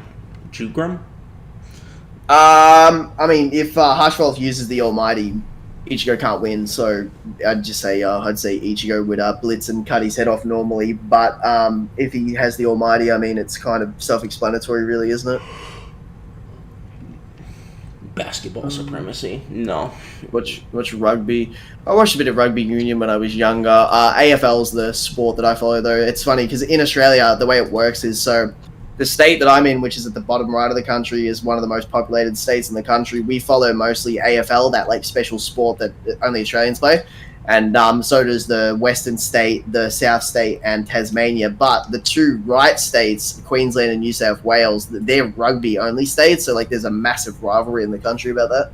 That's why Volkanovski's known for playing rugby, because he's from Sydney and they play that up there. Do you guys think Minato without KCM can take out Sage Kabuto? I mean, yeah, he'd be I feel like he would be a pretty good opponent to take out someone like Kabuto. Wouldn't you agree, Noodles? He's like got lots of good ceiling shit. He's fast as fuck. Like he'd be really like a pain in the ass. His 8 trigram sealing would work on him. That's the seal he used to seal the Nine Tails. Like he used the Reaper Death. Like people have a misconception about this. He used the Reaper Death Seal to cut the Nine Tails in half, and then he sealed the Nine Tails chakra inside Naruto with the 8 trigram seal. That's that seal on his stomach. So if he used that seal on him, it would definitely work. The issue I have is you would have to think about like speed mostly, like how fast do you think base Minato is? So it's like base Minato is as fast as like KCM Naruto, which if you argue Kabuto's like relative to EMS Sasuke, that means they'd probably be like relative. It's tight. I think that Kabuto's Genjutsu would work, since it worked on Itachi, would work on Minato. I think if Minato could take his back with his teleportation and seal him, that would be a very effective thing. It would kind of just depend on like what Kabuto starts off with. I think they're both sensory ninja. I think Minato would probably win. He'd probably be able to teleport behind him or something. Like if he throws out like all of his kunai spread out, the only way Yamato's going to be able to win is if he gets his like what's it called, that blinding genjutsu off. I forget what it's called. It like sends out like this like scream. Yeah. I'm used to that fucking jutsu because of the Naruto games where like when he was first, I think he came out in Storm 3 or Storm Revolution or whatever, like that people just spam the fuck out of that like floating dragon attack where it would scream. Yeah, he sends out like that, and it like blinds and makes you deaf and paralyzes you. So it's pretty nasty. Like if that ever goes off, Minato might just be fucked because it worked on Itachi. So I doubt it wouldn't work on Minato. So it's literally just a speed argument. Pretty sure Kabuto and them, that was like their counter to the Sharingan, wasn't it? Like that's what they wanted to use, was that sort of genjutsu. It's auditory, right? So it's not a visual genjutsu. So the Sharingan allows you to see through visual mind hacks. It doesn't allow you to see through like if you remember when Pain got caught in Frog Song, it was a song. It was an auditory genjutsu. So it didn't go through the Rinnegan. It didn't work through the Rinnegan. It went through their eardrums, right? And there's like smell genjutsu too that exists in the verse. So the fact is like. If the genjutsu went off, it would probably work on Minato, but you just got to think like who's going to be able to get to who's back first and who can activate their shit first. Minato does have some good speed feats, like being able to react to or being faster than the Raikage, being able to stated to be on KCM Naruto's level. He was playing with them too in that fight. Like he was literally making a point to them that he could like kill them if he wanted to at pretty much any point. Yeah, like the way he blitzed Killer Bee and then was fucking around with the Raikage and so on. Yeah, like his body flicker is really fucking quick too. It's not just the flying Thunder God; it's his actual normal movement is really quick. Yeah, he's as fast as KCM Naruto. The issue I have is just none of his physical attacks are going to work on Kabuto because he can like make his body liquid. Like literally, like he just can like completely dissipate his whole body. He's got that weird Orochimaru regen too. Like it's just I don't think it's literally he's going to have to use his like 8 trigram sealing. Which would work, like he could totally do it, but that's basically it. Just a speed argument. What's up, Omar? Listening whilst cooking. Good man. Glad to see you here. Smell jutsu is insane. How do you stop that? You really don't. Basically, you just have to have like some, like funnily enough, and this is gonna sound mad funny. In the novel, there's only one character in the verse that has ever resisted smell genjutsu, and it was Kakuzu in the Akatsuki novel. So, he's the only one that I've seen resist smell-based genjutsu. So maybe he would beat Gengetsu's ass, but yeah. Sage Kabuto, every single reanimation versus a live Madara. None of the reanimations. Like, are you talking about like he had Madara as a reanimation? I don't know. Like, stuff nose, stop smell genjutsu. Yeah, you just gotta stick some cotton in your nose, man. You'll be alright. W Kakuzu. Kakuzu is just him. Yeah. He, like, literally, Hedon fell into the genjutsu, the smell genjutsu, and Kakuzu just broke him out of it and was like, there's a genjutsu. Clyde, is Mugetsu being the strongest attack in Bleach hold up to the end of the series? Oh, yeah, drop $5. He's been spamming that. Like, I'll answer your question if you drop Noodles 5. Drop him $5 on the super chat, and I'll answer. Like, again, I'll say this, boys. Like, we'll answer questions, but $5 super chats. Yeah, Kaku Goat. Yeah, he is the goat.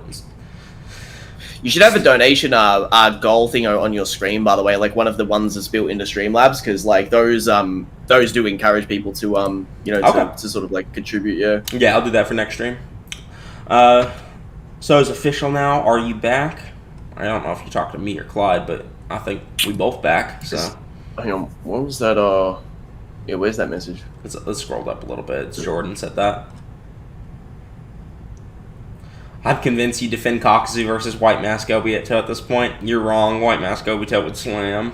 I would not defend that. Kakuzu does slap a lot of people, though. How strong was Kakuzu again? Watch my Kakuzu video. You'll find out. Let's go. The boy's back. That's right. What's up, Omar? Yeah, you should mod Omar, by the way. Yeah, we'll go ahead and mod him. What's up, Dill the Pickle? How you doing, Brett? Oh! You are now. Make sure that you guys, make sure that you both, all of you in the chat, make sure you all go watch Noodles and I's most recent video and give that shit some good watch time so that they grow. Yeah, Dry Video is actually doing well. It's like my second most viewed video for the time frame. Did not expect it either, but it is. Oh. Itachi slams the entire Akatsuki Prime. I don't know. We'll have to wait for the Itachi video. Does Pain beat Kage Summit Sasuke, Noodles? No, not in my opinion. I think Kage Summit Sasuke would probably blitz him with the Susanoo arrows. Like, if you look like what Naruto said about Sasuke, I reread this recently. Naruto basically said that he would need Nine-Tails chakra to beat Sasuke, which is similar to Pain, right? Like Pain needed was fighting the Nine-Tails, but to me it's like Sasuke was outright like murder blitzing Kakashi in that fight, and he was massively weakened. He was weak. He literally fought the 5 Kage. Then he went on. He got healed because he was completely like destroyed in that fight. So he got healed by Karin. Gets back up, goes and fights Danzo, and like that whole fight, like the way Obito worded it was basically, if this is going to be a battle of attrition, like Sasuke has to use all of his Susanoo attacks to break down all the eyes on Danzo's arm, because he kept using Izanagi over and over. So basically it was a war of attrition. Like whoever ran out of chakra first was going to lose the fight, and basically he pushed Sasuke to like his absolute limit. He went blind that fight and was like he like collapsed. His whole Susanoo collapsed mid-fight against Kakashi, and even that Sasuke was like almost perception blitzing Kakashi. Kakashi couldn't even dodge his Susanoo arrow at all. Couldn't dodge it. He needed to use the Mangekyo Kamui to be able to intercept it. So if that Susanoo arrow is going at Pain, like, I don't know if he can even perceive it. Like, it's that fast. So it really just, like, Kakashi was fighting relative to Tendo, and their fight was completely irrelative and on par with him. So if Kakashi's physically dodging and moving on par with Tendo Pain, like, imagine what Sasuke is going to do with that Susanoo. And also Genjutsu, the pads, maybe, might work. You could argue maybe the Rinnegan or whatever, but, yeah, I would favor Sasuke in that fight. I think he's faster, and I think he's stronger. Maybe if he gets the Chibaku Tensei up, he could beat him, but Sasuke would clearly see him trying to go to the Chibaku Tensei. So, all right, we got a dono. Let's look at this. $5 from Heavy Weather. 15 elephants versus a pro Rubik's Cube player, but every time he solves Rubik's Cube, one elephant disappears. They start 60 meters apart. Hold on. Bro, you should have. Nah, that's a 50-pound fucking donation question, bro. That's Elephants would definitely reach him before he could solve how many? There's 15. He'd have to solve 15 Rubik's Cubes. Dude, imagine the pressure of seeing like 15 African elephants running at you. He's fucking up. Like, he's definitely fucking up. Noodles, what do you... Clyde's latest Bleach video goes crazy. Thank you, Joe Star. Nobody does them like Clyde. Thank you very much, bro. But I'm fucking pissed. I made one error in my latest video.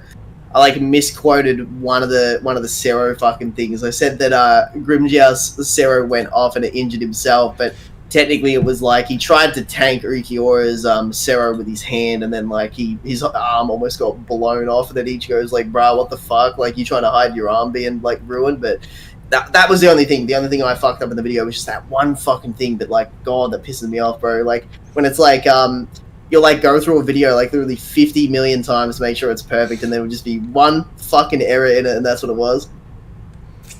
Would Pain be able to... Sorry, go on, Noodles. Yeah, I was about to answer that. Would Pain be able to damage Sasuke Susanoo with any of his jutsu? I think the chaotic Shinra Tensei probably would be able to damage it, but the thing is like, you gotta think, the Raikage is Biju level, and this is stated by Karin, right? And when she says this, right, so Karin at this time period has only sensed one Biju. That was Perfect Jinchuriki, Eight Tails, Killer Bee, right? She saw Sasuke get his ass beat by Killer Bee, and then Sasuke got his Mangekyo, or he went to the Kage Summit, and he fought the Raikage, and then Karin says his chakra is Biju level, right? And she's saying that based on Killer Bee, so that's actually saying that he's Perfect Jinchuriki level, and when the Raikage, like, power bomb slammed Sasuke, like the Liger bomb or whatever, Sasuke's rib cage blocked it. Just the rib cage. So you gotta imagine that, like, if the rib cage is blocking that, what if the full... Like, I don't know if Pain's Chaotic Shinra Tensei would work on a Biju, right? Like, it did destroy the village, but Biju are, completely vaporizing mountains with their power. So... They stand in the way of, like cataclysms and shit, you know, like, so... Yeah. I don't think the 10 tails of like cataclysm type attacks that it was doing was like causing storms and tornadoes and just crazy fucking shit, and like the Biju could still stand in front of that. So I feel like Eight Tails took his own Biju bomb to his chest. Like the small. Yeah, because I'm trying to imagine like with Pain hitting one of them with like his like full power Shinra Tensei. It's like maybe one of the smaller ones gets knocked back a bit, but they wouldn't take damage from it. They would just get like they could probably stand in front of it, like, you know, way better than the Toad summonings did. Base Naruto took a Shinra Tensei to his face from Pain, so keep that in mind. Just a regular one, not the chaotic one. The chaotic one did blow up the village, but that shit is island level. Like, if it was calced at like island level, so to me it's just not. It's impressive, but like I don't think it's Raikage level, and I don't think it's. Because Sasuke got stronger during the Danzo fight too. It's directly stated his hatred matured and his chakra matured as well, and like he became darker and colder. And knowing the Uchiha, the more emotional and more hatred they get, the stronger they become. You know, they're on some Sith shit. So basically, Sasuke got stronger at the Danzo fight. And then he also has the full body Susanoo, and just the rib cage during the Kage Summit was able to tank a full powered attack from the version 2 Raikage. So just keep that in mind, you know. Yeah. So.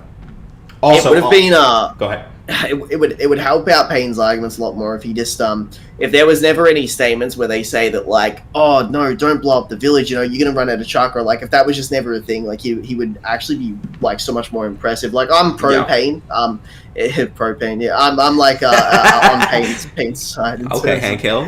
Yeah, see what I said. That's what I thought. Like, yeah, like even with me being someone who like thinks that, you know, Pain is like with the whole Kaksu thing, like I'm pro Pain in that sense, but even still I'm like, fuck, I just wish that wasn't a thing, because like when he fights Naruto the whole time, you gotta remember that it's like it's under the pretense of like he had just used like this huge fucking attack that zapped a lot of his chakra, and that's what sucks. Yeah, and the village. Yep. The reason he's even able to do that is because he's an Uzumaki and he has a massive chakra pool, and I don't think he was super weakened in the beginning of the fight, but like as it went on, especially after the chaotic Shinra Tensei, and like after he was fighting Naruto for a period, and he started like coughing up blood and bleeding out of his mouth and stuff, like you can tell he's weakened at that point. It's just the fact is Pain only has 2 fights in the series, One of them is against Sage Naruto. One of them is against Sage Jiraiya. And Sage Jiraiya doesn't beat Biju or anything, so he's not Biju level.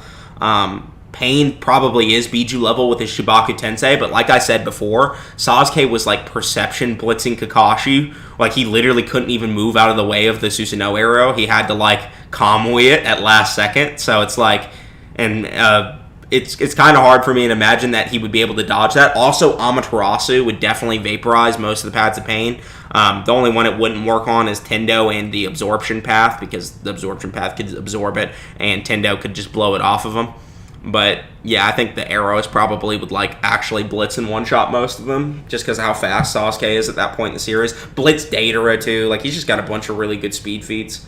So, I also think Kage Summit might even beat Sage Naruto, but I'll have to look into that topic. That'll probably be a video I do at some point. So, Kage Summit Sasuke or Danzo fight Sasuke versus Sage Naruto, Pain Arc Sage Naruto.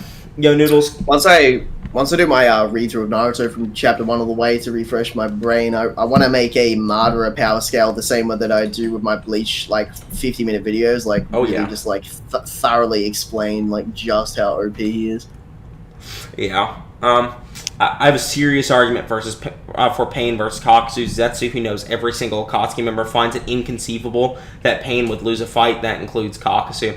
Man, I've addressed this argument so many times. What Zetsu says, this is white, it might be Black Zetsu. Black Zetsu says, I never imagined Pain would lose, right? He says, I never imagined Pain would lose a fight. Why the fuck would Zetsu be thinking that Kakuzu and Pain would fight? At all. They're on the same team. Like, they're not going to fight. They're both Akatsuki members. See, when he's saying, I never imagined he would lose, he's talking about in context the people who he would fight. Like Sage Naruto or like one of the Leaf Ninja or something like that. He's not saying, oh yeah, Kakuzu and Pain are gonna fight. Like, he's not. I doubt he's even thinking about any of the. And also, Kakuzu's dead by that point. Like, so it's like when he says that, I never imagined Pain would lose. The only people left alive in the world that are strong are like, you know, it's whatever. I just don't think it's that important of a statement. Part 1 Leaf, also Obito like debunks him, and he literally says that like this was a plan, or he had like Obito literally said that he already made plans in the case that Pain lost. So Obito literally predicted that Pain would that Pain might lose. So I don't think the statement holds that much weight. He means any fight, I guess, aside from Obito. Why does he mean any fight though? Like, we just saying that, What was the verbatim statement again? Like the verbatim words? So after Sage Naruto's fight with Pain, like Zetsu's talking to Obito, and he like relays the message to Obito, and he says, "I never imagined Pain would lose." That's what he says.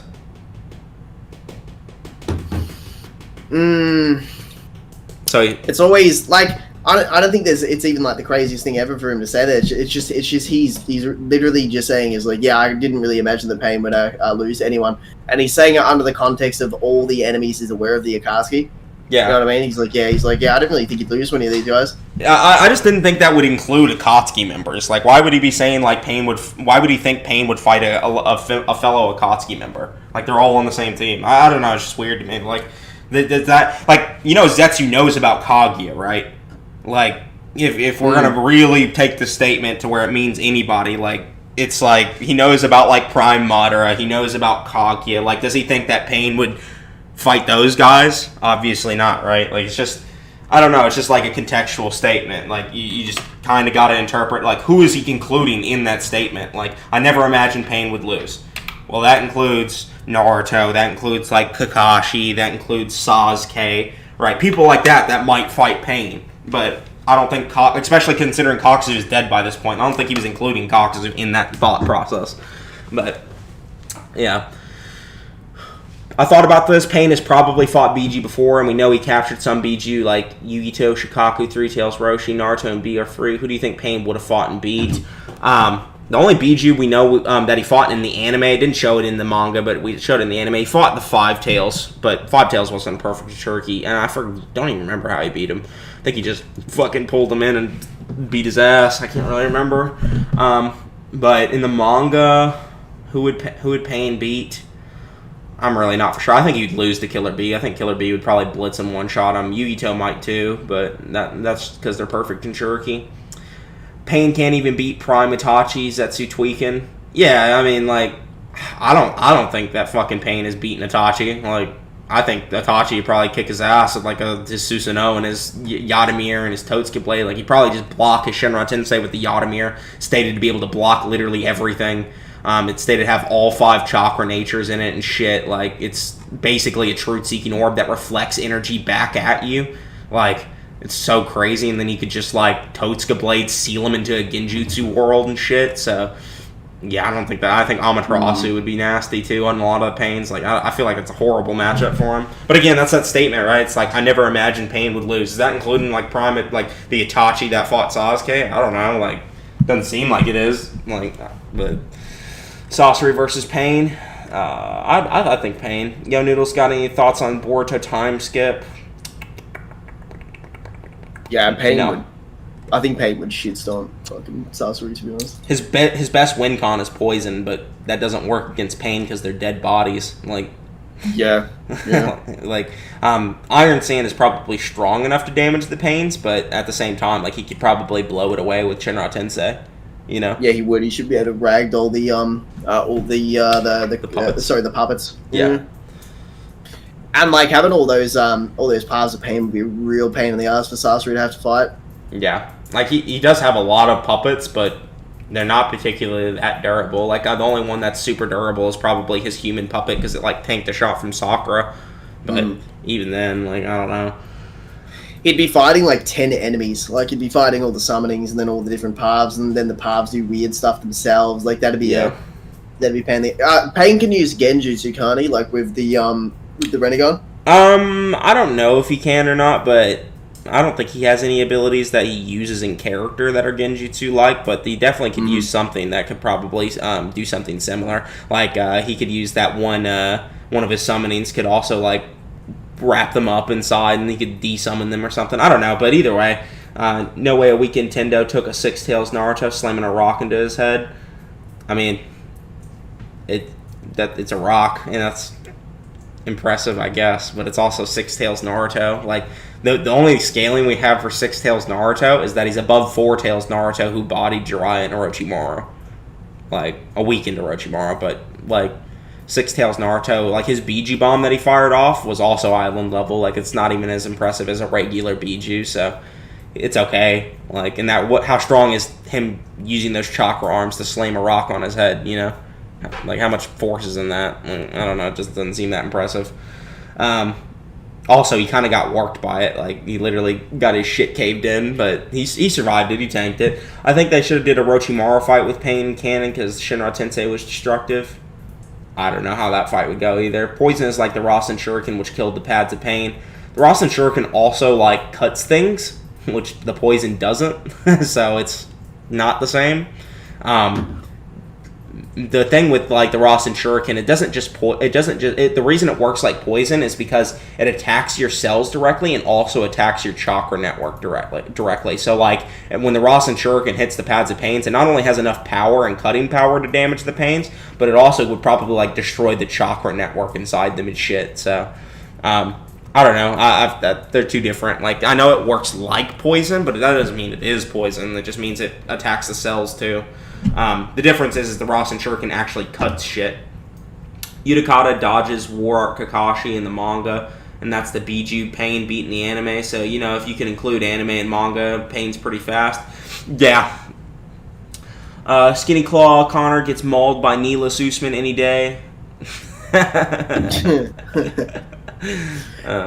We're officially fining you £5 for that one. That's a £5 super chat. Vasto Lorde Ichigo versus Six Tails Naruto.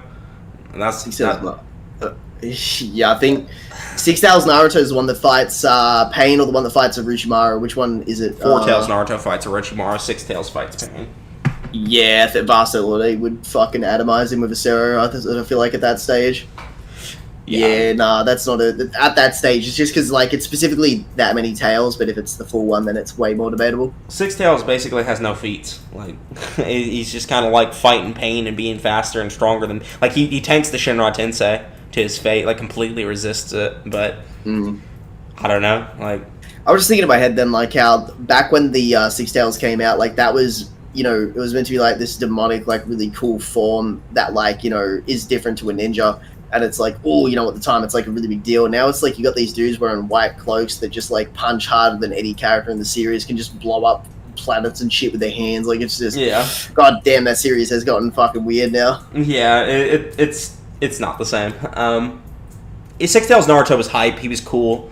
But the actual power scaling, you got to differentiate between hype and power scaling and like what's actually good. Because some characters just have really nasty statements but aren't super flashy. Like Orochimaru's not that flashy, but he has some really good statements. You know, Kakashi's kind of a similar thing. Like even though he's not destroying mountains and shit, he's still a really good threat because of his different skill set that he has. So Six Tails is really fat, flashy, and can destroy really big things. Like he's got good destructive capacity, but overall doesn't have that good of AP. He's like island level, and his speed is just... Yeah, this means that Tyson Fury KO's Pain. Oh my god. I mean, Orochimaru KO'd a Path of Pain, so I'm not surprised. Someone said before, let's see, where's that comment? How would Ichibei fare in the Naruto verse? He'd do very well. I mean, we can answer it if you drop a super chat. I'll try to give you a in-depth answer. Support the boy Noodle so he can make some coin, guys. Drop him some donations. Give me that money so I can answer your shit. Itachi beats Madara too smart. You know, there was that statement that Hashirama said, you know, Itachi's a better shinobi than me, you know. So... Nah, I remember the OG internet rumor. Kishimoto said if Itachi entered the war, he would end it in a day or something like that. He would, you know, he would kill Madara. That shit didn't even exist. Yeah, it was just straight bullshit. Yeah. Prime Conor KO's Usman, left-hand shot. Maybe. Might get ragdolled, though. Probably gets ragdolled. KSI beats Itachi. Shut the fuck up. The problem with Conor is he's a TKO artist. He doesn't just like one shot. Yeah, the only time he's one shotting people is at featherweight. $2 from G Finch. Hope you guys are having a good day. Yeah, we're having a good day, buddy. Appreciate you for the $2. I don't know if Clyde's having a good day. I'm having a good day. Yeah, no, I'm enjoying the stream and stuff like that. I wish I'd slept a lot longer earlier though. That's the only thing. Otherwise, it'd be way more snappy. Yeah, it's okay. It's okay. We still got 70 people watching us. Itachi could beat any of the non-six pads characters, in my opinion. Shippuden. Honestly, bro, Guy might slam. Like 8th Gate Guy would probably slam. In fact, not probably. He does. He does. Like he literally he's one of the few people that also doesn't like learn how to fight without looking people in the eyes.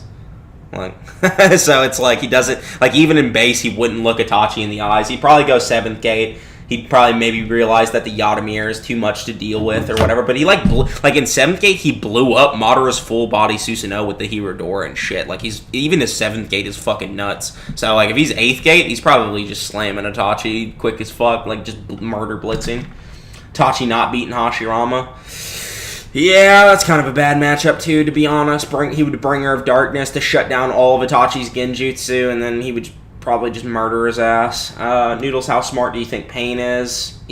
I think he'd be pretty smart to convince like all these people to join his organization, come up with the plan he did. The problem with that is Obito literally stated like he was easy to manipulate and shit, so it's like, and Minato says something similar along the lines that he was a puppet for Obito, so it's like, is he really that smart? And also his like ideology was kind of bullshit, like it was pretty stupid, and I don't personally think he's that smart. He's alright. He convinced some people to join his organization, sure, but that's because he's probably pretty powerful too, so that's part of it.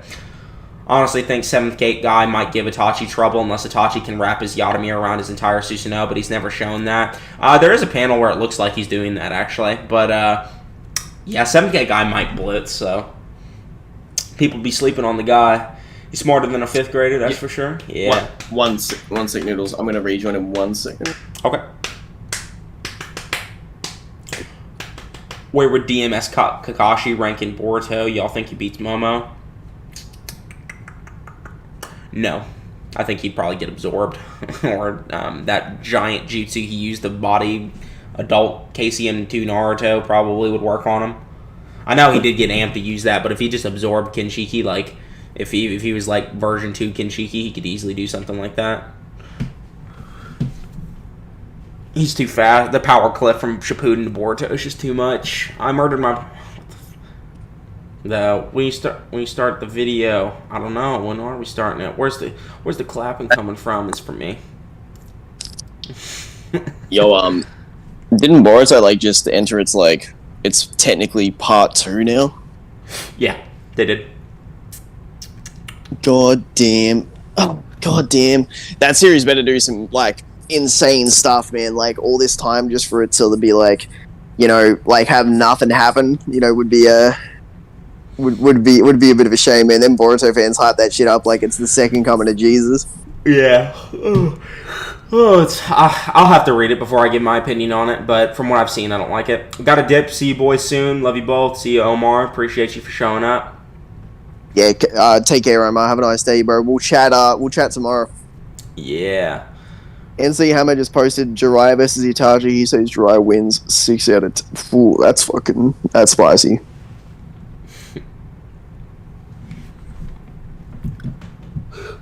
Volkanovski versus Shikaku. Shut up. Boruto's so good. Is it though? Boruto's pretty great. I prefer the anime. Oh, really?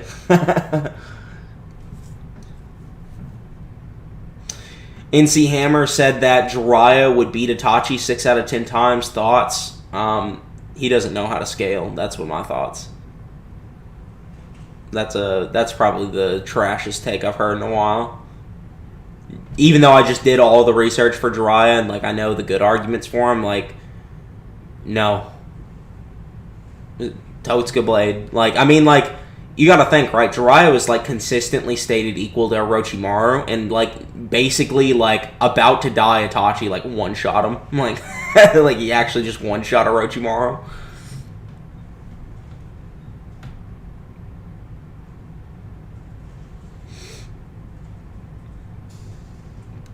Boruto is good, but won't live up to the original glory Naruto had, and that's okay. The mistake when watching Boruto is comparing it to the glory days of Naruto. Well, that is not how that works, Jordan. That is a really silly comment to make, my man. It's not about the glory days of Naruto. It's that the only thing you can compare Boruto to is its previous counterpart. Just like if I compare the War Arc of Bleach to the Arrancar arc, you're comparing things that are connected to one another, and bro, there's just like. Yeah, there are too many issues with Boruto, man. Like they've even ruined the chemistry of how the power system works in the series, dude. Like it's not even about ninjas anymore. Yeah. The art style's dog shit. The artist keeps drawing the young underage girls in pedophilic ways. Like there's like the silly ass power systems in there now. Like it's just like it feels like a foreign series now. It doesn't feel like it's the same thing.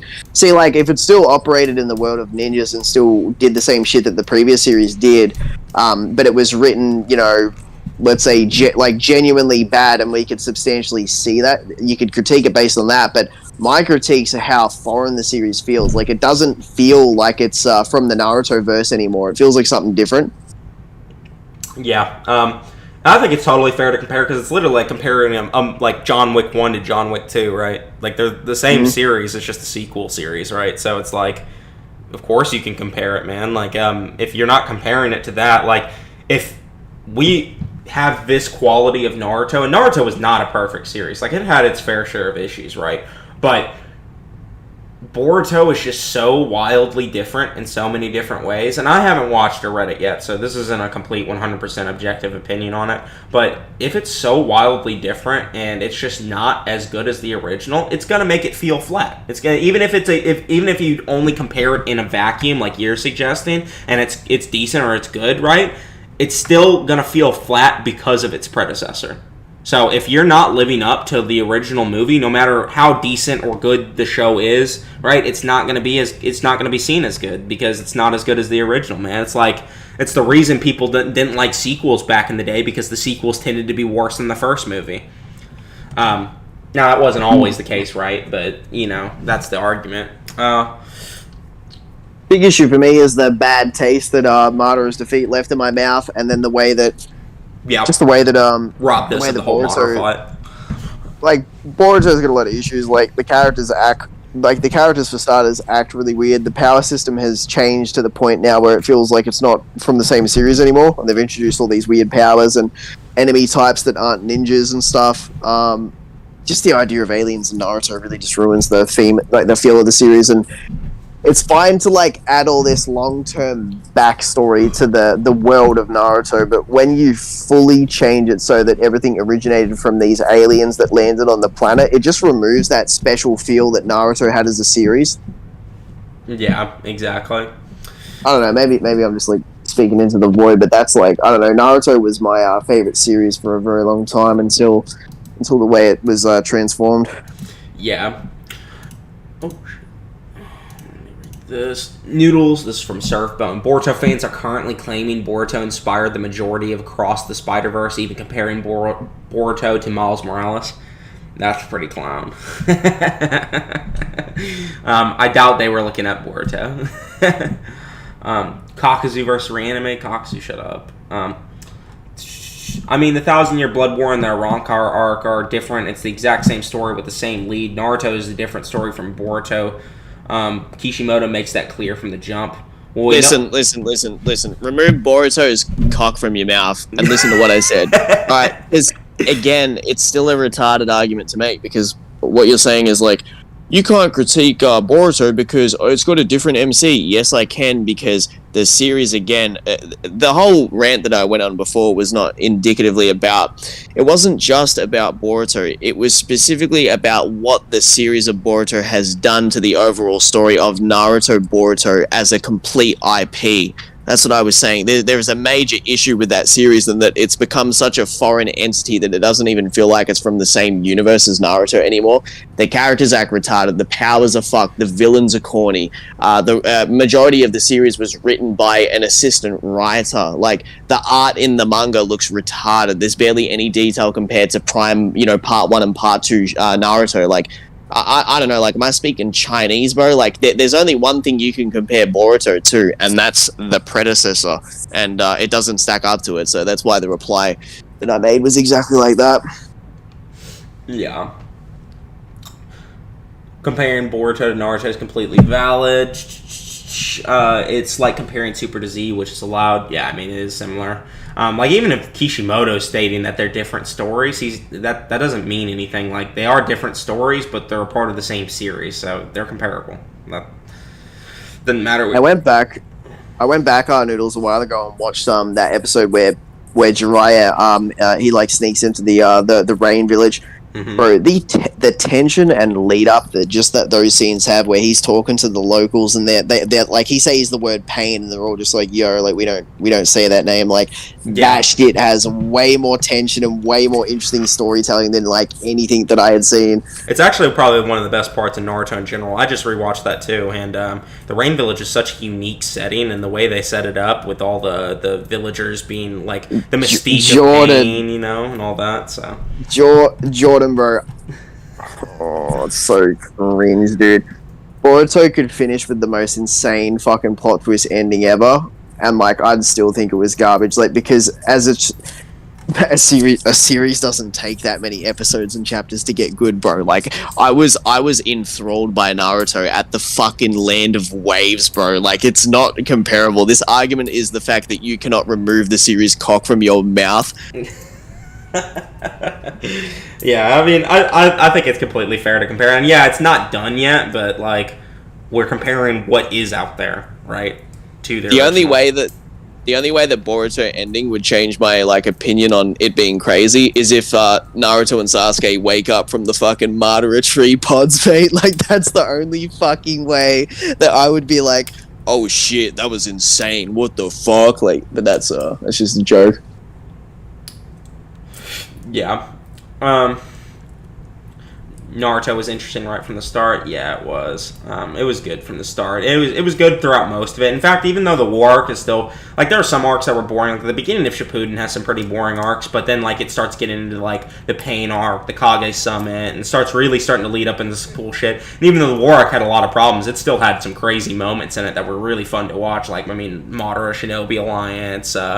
Jubito, Toby Rama, and the Kage pulling up. Like, there's a bunch of really good moments in that. The Tin Tails, like, so even in the arguably the worst arc in the series, people still thought it was really good. You know.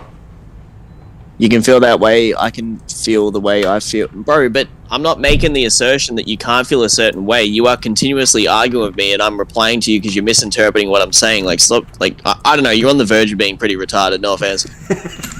Like I'm trying to be like nice here. Like what you're doing is really retarded because now you're like, oh no, I'm not a Boruto man. I'm a Bleach guy. It's like you are not showing any indication of you being a quote unquote Bleach guy. You are fucking very much dying on this hill, dude. People only argue like that if they're upset at what I'm saying, and you don't seem to be happy with my thoughts on Boruto. I don't think he's gonna be happy with my interaction. Yeah. Glad to see the best Naruto power scaler and the best Bleach power scaler streaming together. Oh yeah, hell yeah, bro. Oh my god. Noodles, do you think Jiraiya is faster than Sasori? Sasori arguably scales the Datara. No, I don't really think Jiraiya is faster. Like, his speed is probably his worst thing, bro. Like, I'm gonna get fucking doxxed when I eventually make my Boruto video, man. People are gonna come for you, I know. Well, straight up, man. Like, when I give the series the full read and then actually, like, give my thoughts on, like, you know, what my issues are with it entirely, it's gonna be, oh, God. Why is it, I don't know, like, if the chat's glitching or something, it's doing this thing where it's bouncing, but it's still showing the same messages for me. Let me try and refresh. That's weird.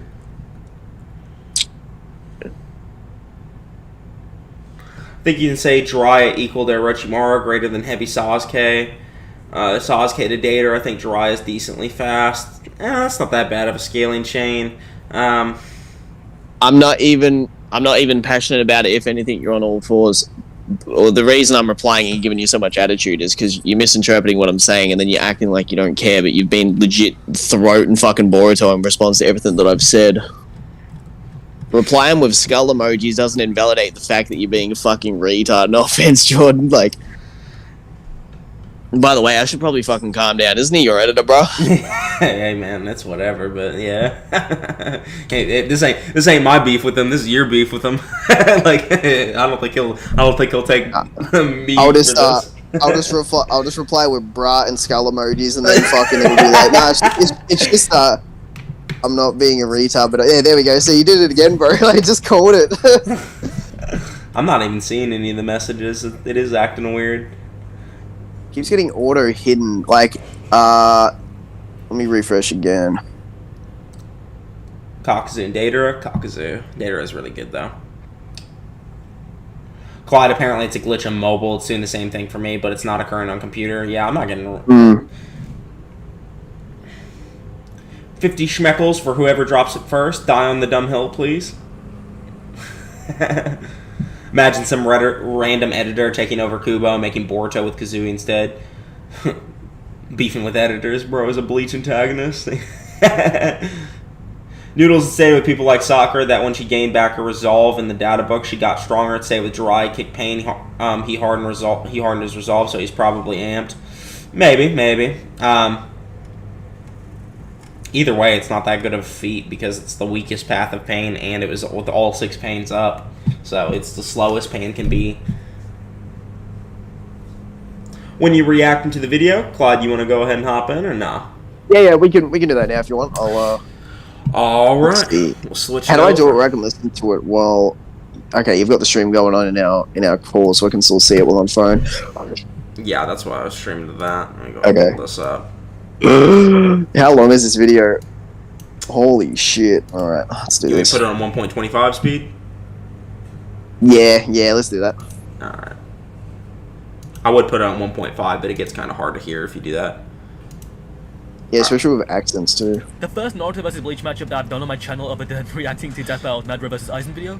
So I imagine it's gonna get a bit nasty, maybe a bit toxic in the comments. Is there no sound Regardless yet? of who you think wins, just Can you not hear it? Hold on. No, I can't. No. Let me change it.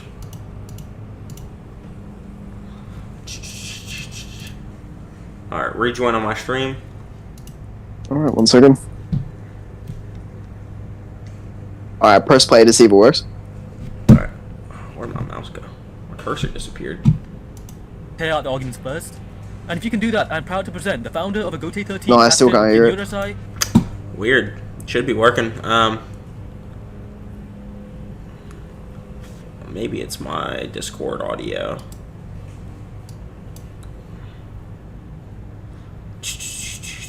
Bro, the chat actually is fucking up so bad.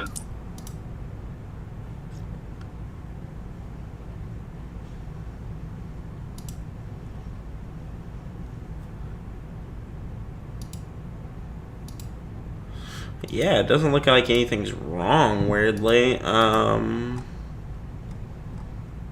Try again. Play one more time. Yamamoto versus the God of Shinobi. The first No, I Hokage. can't hear anything. It's not coming through at all. Voice settings. It does say something's wrong. Let me switch some stuff around. See. Hashirama Senju. Now, both are considered OGs and How about this? I send you the video and we click at the same time. Yeah, but then we won't be able to both pause. found a title. Oh, hold on Oh one second. shit, now I can hear myself. Yeah, I fucked it up. Hold on, don't speak. Alright, I fixed it. Yeah, we do need to pause. Here, you try, that won't work. Yeah, no, it won't work. This is weird, I've never had this problem before. It says... That's alright.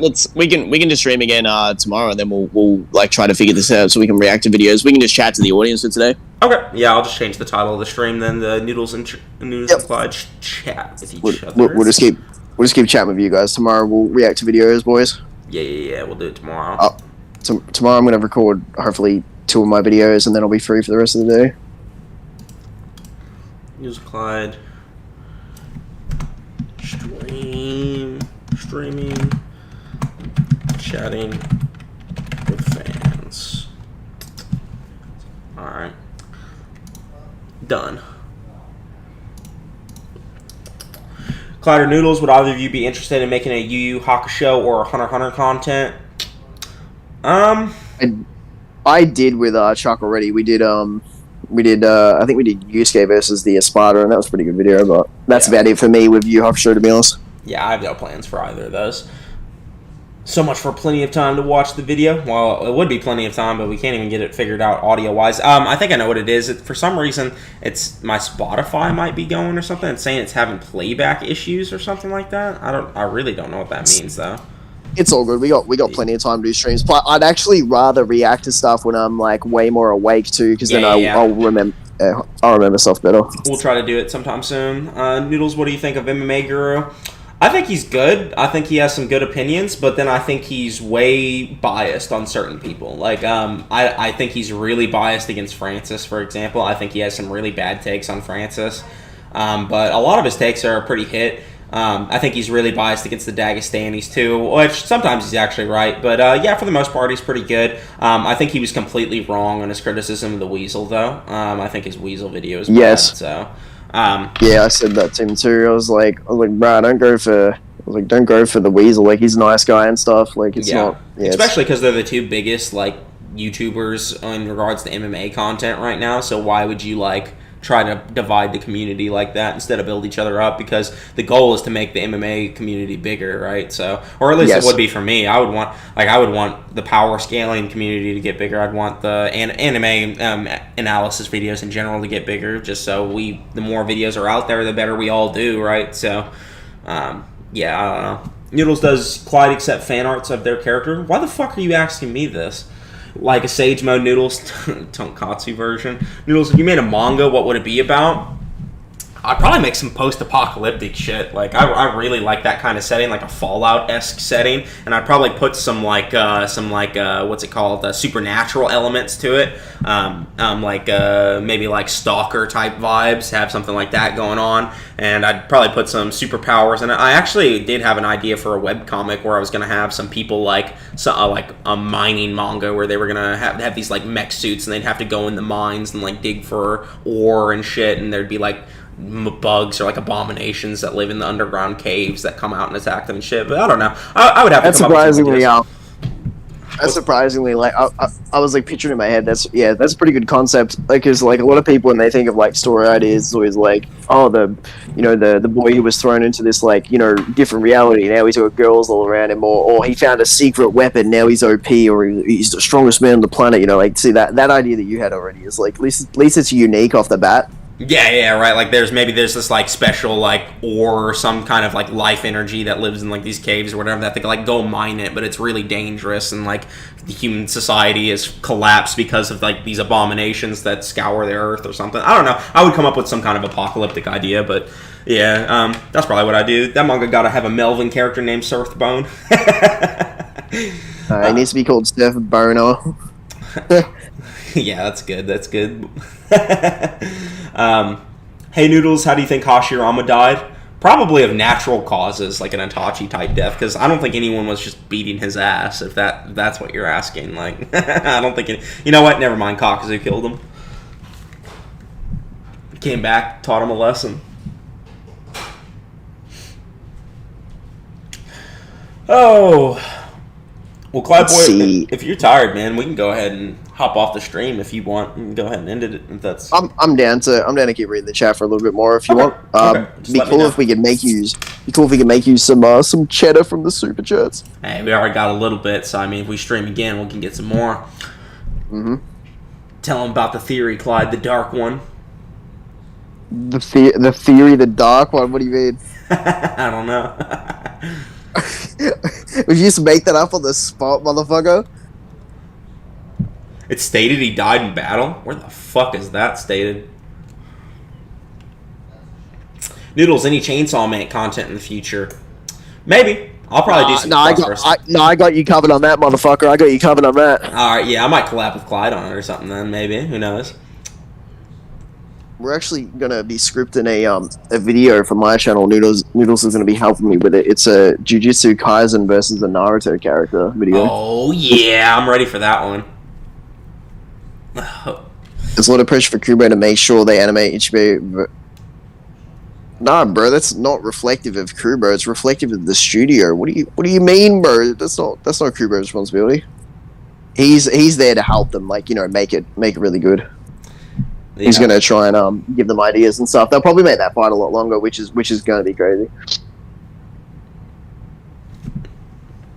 What are your thoughts on B's statement that Sasuke is the strongest opponent that he's ever fought? B has fought Minato in the past. Do you think this is a good way to scale Sasuke over Minato? Noodles, that one's for you. Oh, sorry, I zoned out. What was it? It was basically like B said that Sasuke was the strongest opponent he's ever fought, even though he's tussled with Minato in the past. What do you think? Minato's not really that physically powerful, so I mean, yeah, I mean that's fine. Like you got to think, right? He had the Amaterasu at that point. The Amaterasu is literally capable of burning anything. Like that's just the statement for it. So him being the strongest is not that unreasonable, especially considering his hacks are better than Minato's. Minato isn't the type to overpower you. Minato is the type to finesse the shit out of you. And if you go back and look at B's encounter with Minato during the Raikage fight they had, Minato blitzed the shit out of the Raikage, and then B saved him with his tentacle, his partial transformation. B actually reacted to Minato and saved the Raikage, and then Minato teleports behind B's back and puts the kunai to his neck. And if you look, B has his sword behind his back, ready to stab Minato too. So he reacts to him again. So it's B is better than the Raikage in that situation, and Sasuke has a lot better hacks than Minato. So yeah, I think it's fine. Also, that's Jonin Minato. That's not Hokage Minato, so that's something worth considering at least. Yeah. Noodles, I sent it in DMs, the Hashirama thing. I'll pull it up. Let me look.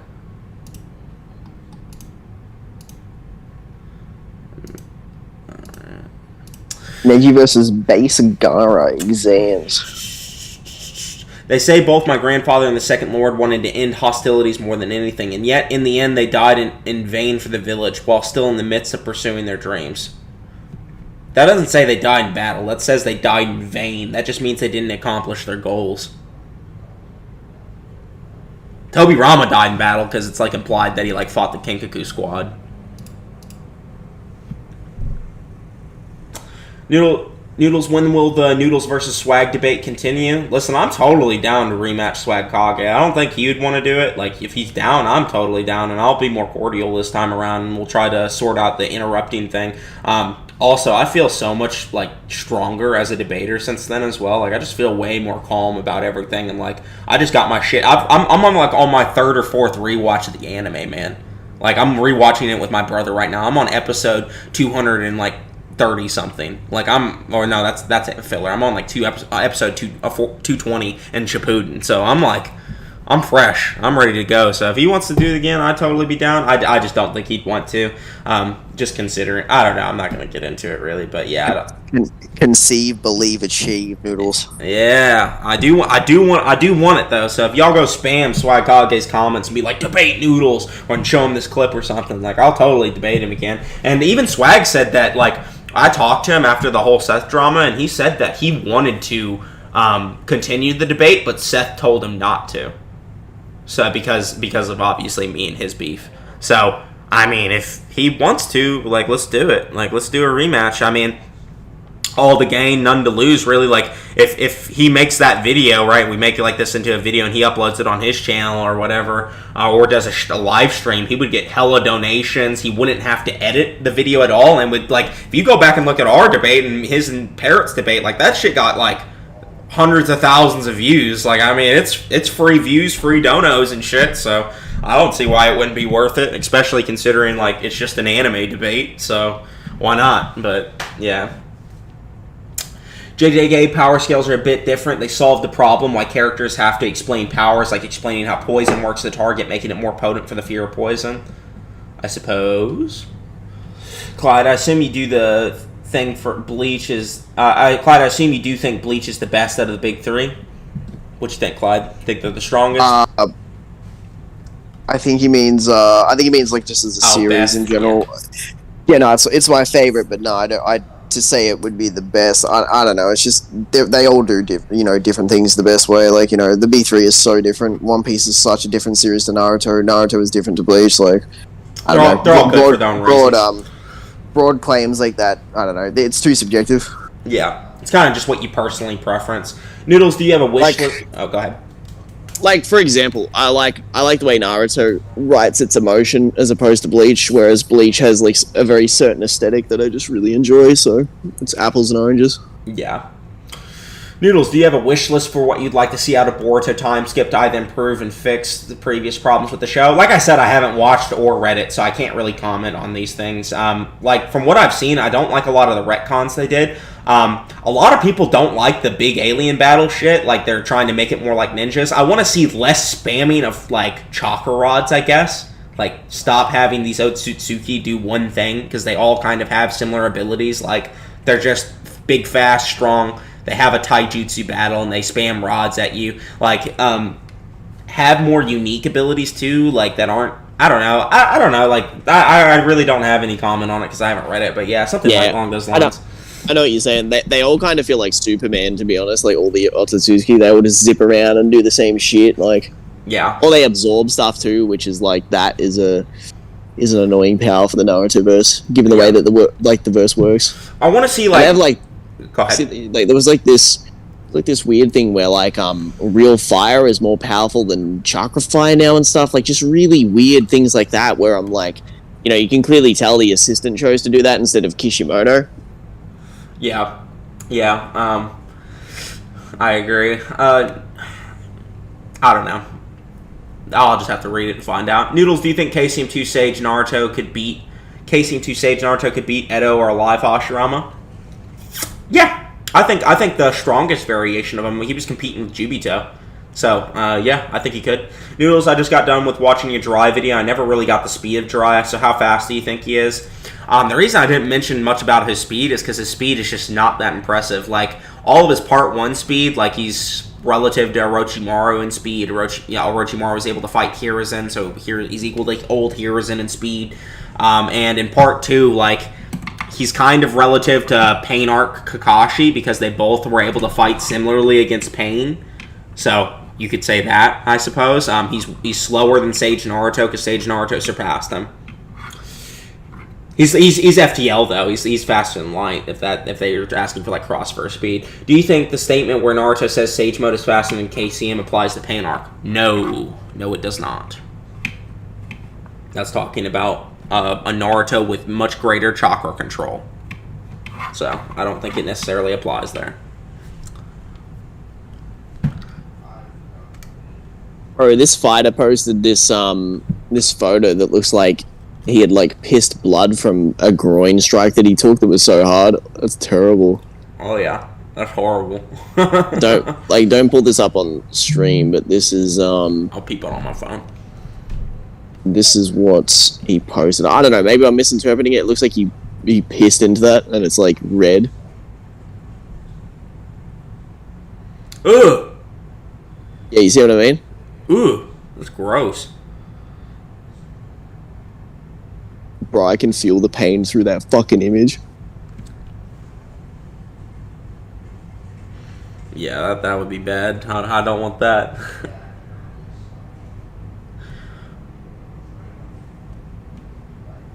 Let's see. Alright, what time would you want to stream tomorrow then? I gotta work tomorrow, so it'll have to be, honestly, bro, like around this time tomorrow. So it'd be even later for you if that's okay. Yeah, nah, that would work better for me because the reason why I'm so tired now is because I only slept for like 5 hours, but tonight I'll probably sleep all the way through and then I'll be up even later, so we could definitely stream tomorrow. Take you a nap and rub some of that fucking sleep medicine on you, you know. I need some of that Tyquil Woodley, you know what I'm saying? That what was that thing? The thing that Colby said?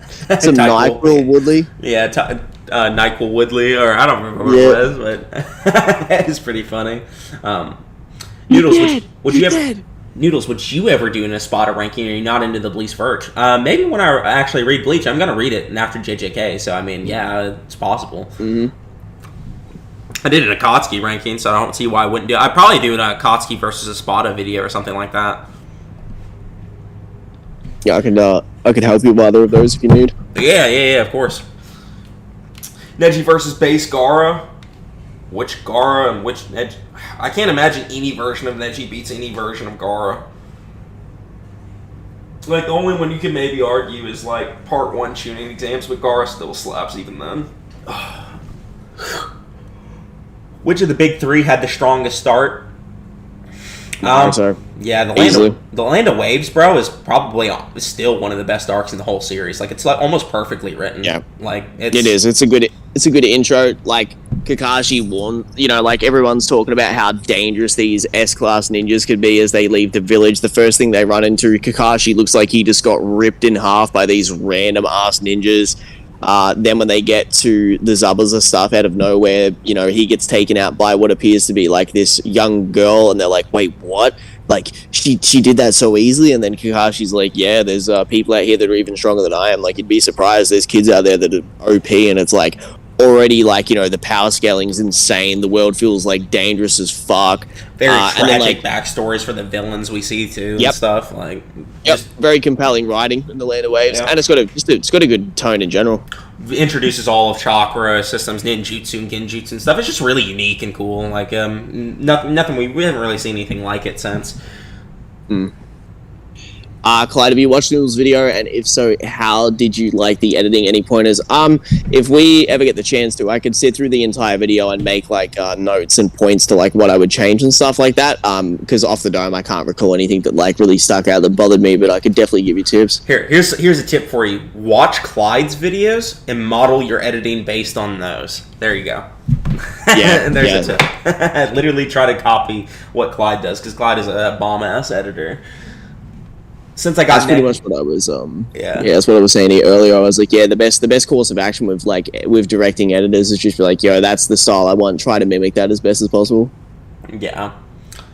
Neji is a counter to Gaara. No, he's not. Like, chakra points are great when you can actually hit the body, but he has sand that, like, you just put a sand shield in front of him, bro. Like, what does he even do to get past that? Like, he still has to touch the body to shut off the chakra points, but how is he going to touch the body if the sand is, like, blitzing around him and blocking all his shots? I don't really get it. Like, in tuning exams, if war didn't erupt, who do you think would be in the finals? Who would win as a champion? Probably Sasuke. The only one that comes close is Naruto. If Naruto got resolve damped like he did against the final fight of Gaara, he would win. But it's kind of you kind of have to hope he gets resolve damped, because that's one of the few times a mental amp is actually stated in Naruto. Like, he literally said because he was having to protect Sakura and Sasuke, like, when you protect your friends, you become stronger, and then he just suddenly, like, summons Nine-Tails Chakra and, like, 1,000 clones and starts, like, blitzing, like, half-monster Gaara and shit. Half-monster Gaara. He literally is, but, instead of half-monster Gaara. But, yeah. Probably Sasuke, I would say. Sasuke. Clyde is cycling between transition styles and sounds. It's OD. What does that mean? Overdone, I think, maybe. I don't know. I'm assuming it's negative, but Cycling between transition styles and sounds. It's OD. What you mean by OD, Dexter? Yeah, I need clarification. I'm not sure how he's wording that. Like, if it's a negative or a positive. I love the anime version where Naruto with no Kibi body is a stronger Gaara than Lee lost to it. It's so goofy. He had a Nine-Tails Chakra even then in the anime. He literally had to summon it.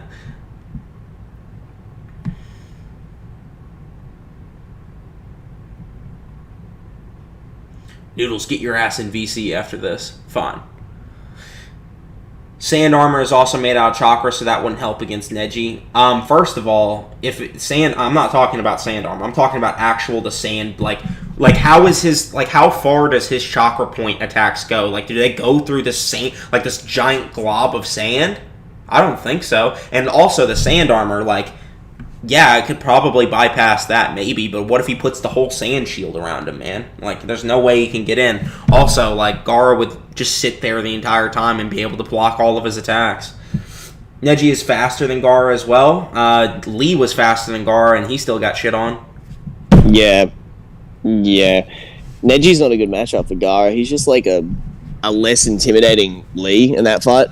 Yeah, like, he's better at taijutsu than base Lee, but he's not, like, base weightless Lee, but he's not better than, like, 3rd and 4th gate Lee. He probably wouldn't even be able to use his fucking, his pressure point, like, 8 trigrams thing, because the coating around Gaara's body would stop it from hitting his chakra points, so he'd have an armor shield around him too. Yeah, sand is made out of chakra. For one, it's not, for one. He has sand in his gourd, literally. That's physical sand. It just has chakra infused in it. For two, it being made out of chakra doesn't mean Neji can suddenly bypass it. Like, why would that mean that? Like, would he be able to bypass, like, all of ninjutsu? Like, they all have chakra infused in them. Like, it doesn't, I don't know, it just doesn't make sense. Like, would he be able to bypass the Susanoo? Like, that's just a shield with... Like, that's armor with chakra infused in it. Like, it doesn't really make sense. Like, how much range does these chakra point attacks have? Like, he literally has to put his fingers, like, on Naruto's chakra points to shut them down. Like, he starts tagging his body and shit, and then shutting him down. But if he can't touch Gaara's body, well, how is he going to shut down his chakra points? It doesn't make sense. Sand is made out of chakra. No, it has chakra infused in it. Bro, thinking Neji's no Gaara from JJK. Yeah, it's like, I don't, like, he literally has to tag him. Like, you can't just deny that the sand would get in the way. Yeah, don't worry, I'm not going to associate with that, the Batman individual. That was Jordan's comment. Some of his comments keep getting auto-hidden. Yeah, are you still looking at it on phone? You could probably watch it through my stream. Like, I can see the comments themselves because I'm a moderator, but, like, they aren't being shown to the audience, like, so that's why, like, sometimes when I'll read a comment, it won't actually be there. Yeah. Do you think the sand dome is tied to Shikaku or no? No. He can touch the sand which has chakra. That doesn't mean that it has chakra points, though. The chakra points are inside the body, bro. How is he going to touch the chakra points? You can't. He doesn't shut down chakra itself. He shuts down chakra points. Like, he just buries them in sand, bro. Like, literally, like what happens when he just creates this giant sand wave that like vaporizes that motherfucker? I don't know. Like, he just could crush him with his sand coffin if he gets a hold of him ever. I'm hiding this dude.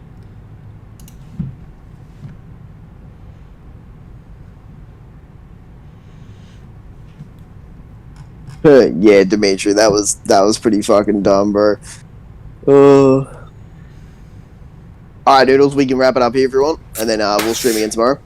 Yep, alright, we'll do it again tomorrow, boys, so be ready for tomorrow. Me and Clyde are going to react to this Yamamoto could beat Hashirama. Could Yamamoto beat Hashirama by King Bullet, Naruto vs. Bleach. What was the other one, too? We had a few other ones. We were going to do Kakashi versus... Who was it? I forget. Kakashi versus Urahara. Yeah, it was that, and then the Yamamoto versus Hashirama. Yeah. So we'll probably react to that too. So hope you guys enjoyed the stream. Hope you guys liked seeing Clyde Boy on the channel for the first time. We got a lot of collabs coming up in the future. So more MMA talk to come too. Don't worry, lots and lots of MMA. Hell yeah, that's what I'm hyped for. All right, guys. All right. Have a nice day. Have a nice day. Thanks for having me on, Noodles. Guys, we'll be live again tomorrow. Check out our 2 latest videos. If you want to do us a big favor too, like, just let our videos, like, the best way to support YouTube, like YouTube creators that you like, is just let their videos play all the way through and just like always re-watch them, because it actually does help the videos grow a lot. So support Noodles. Go re-watch his video. Watch it over and over, and yeah. Yep. All right. I'll see you guys later. Have a good day. Yep. Peace. Have a nice day, guys.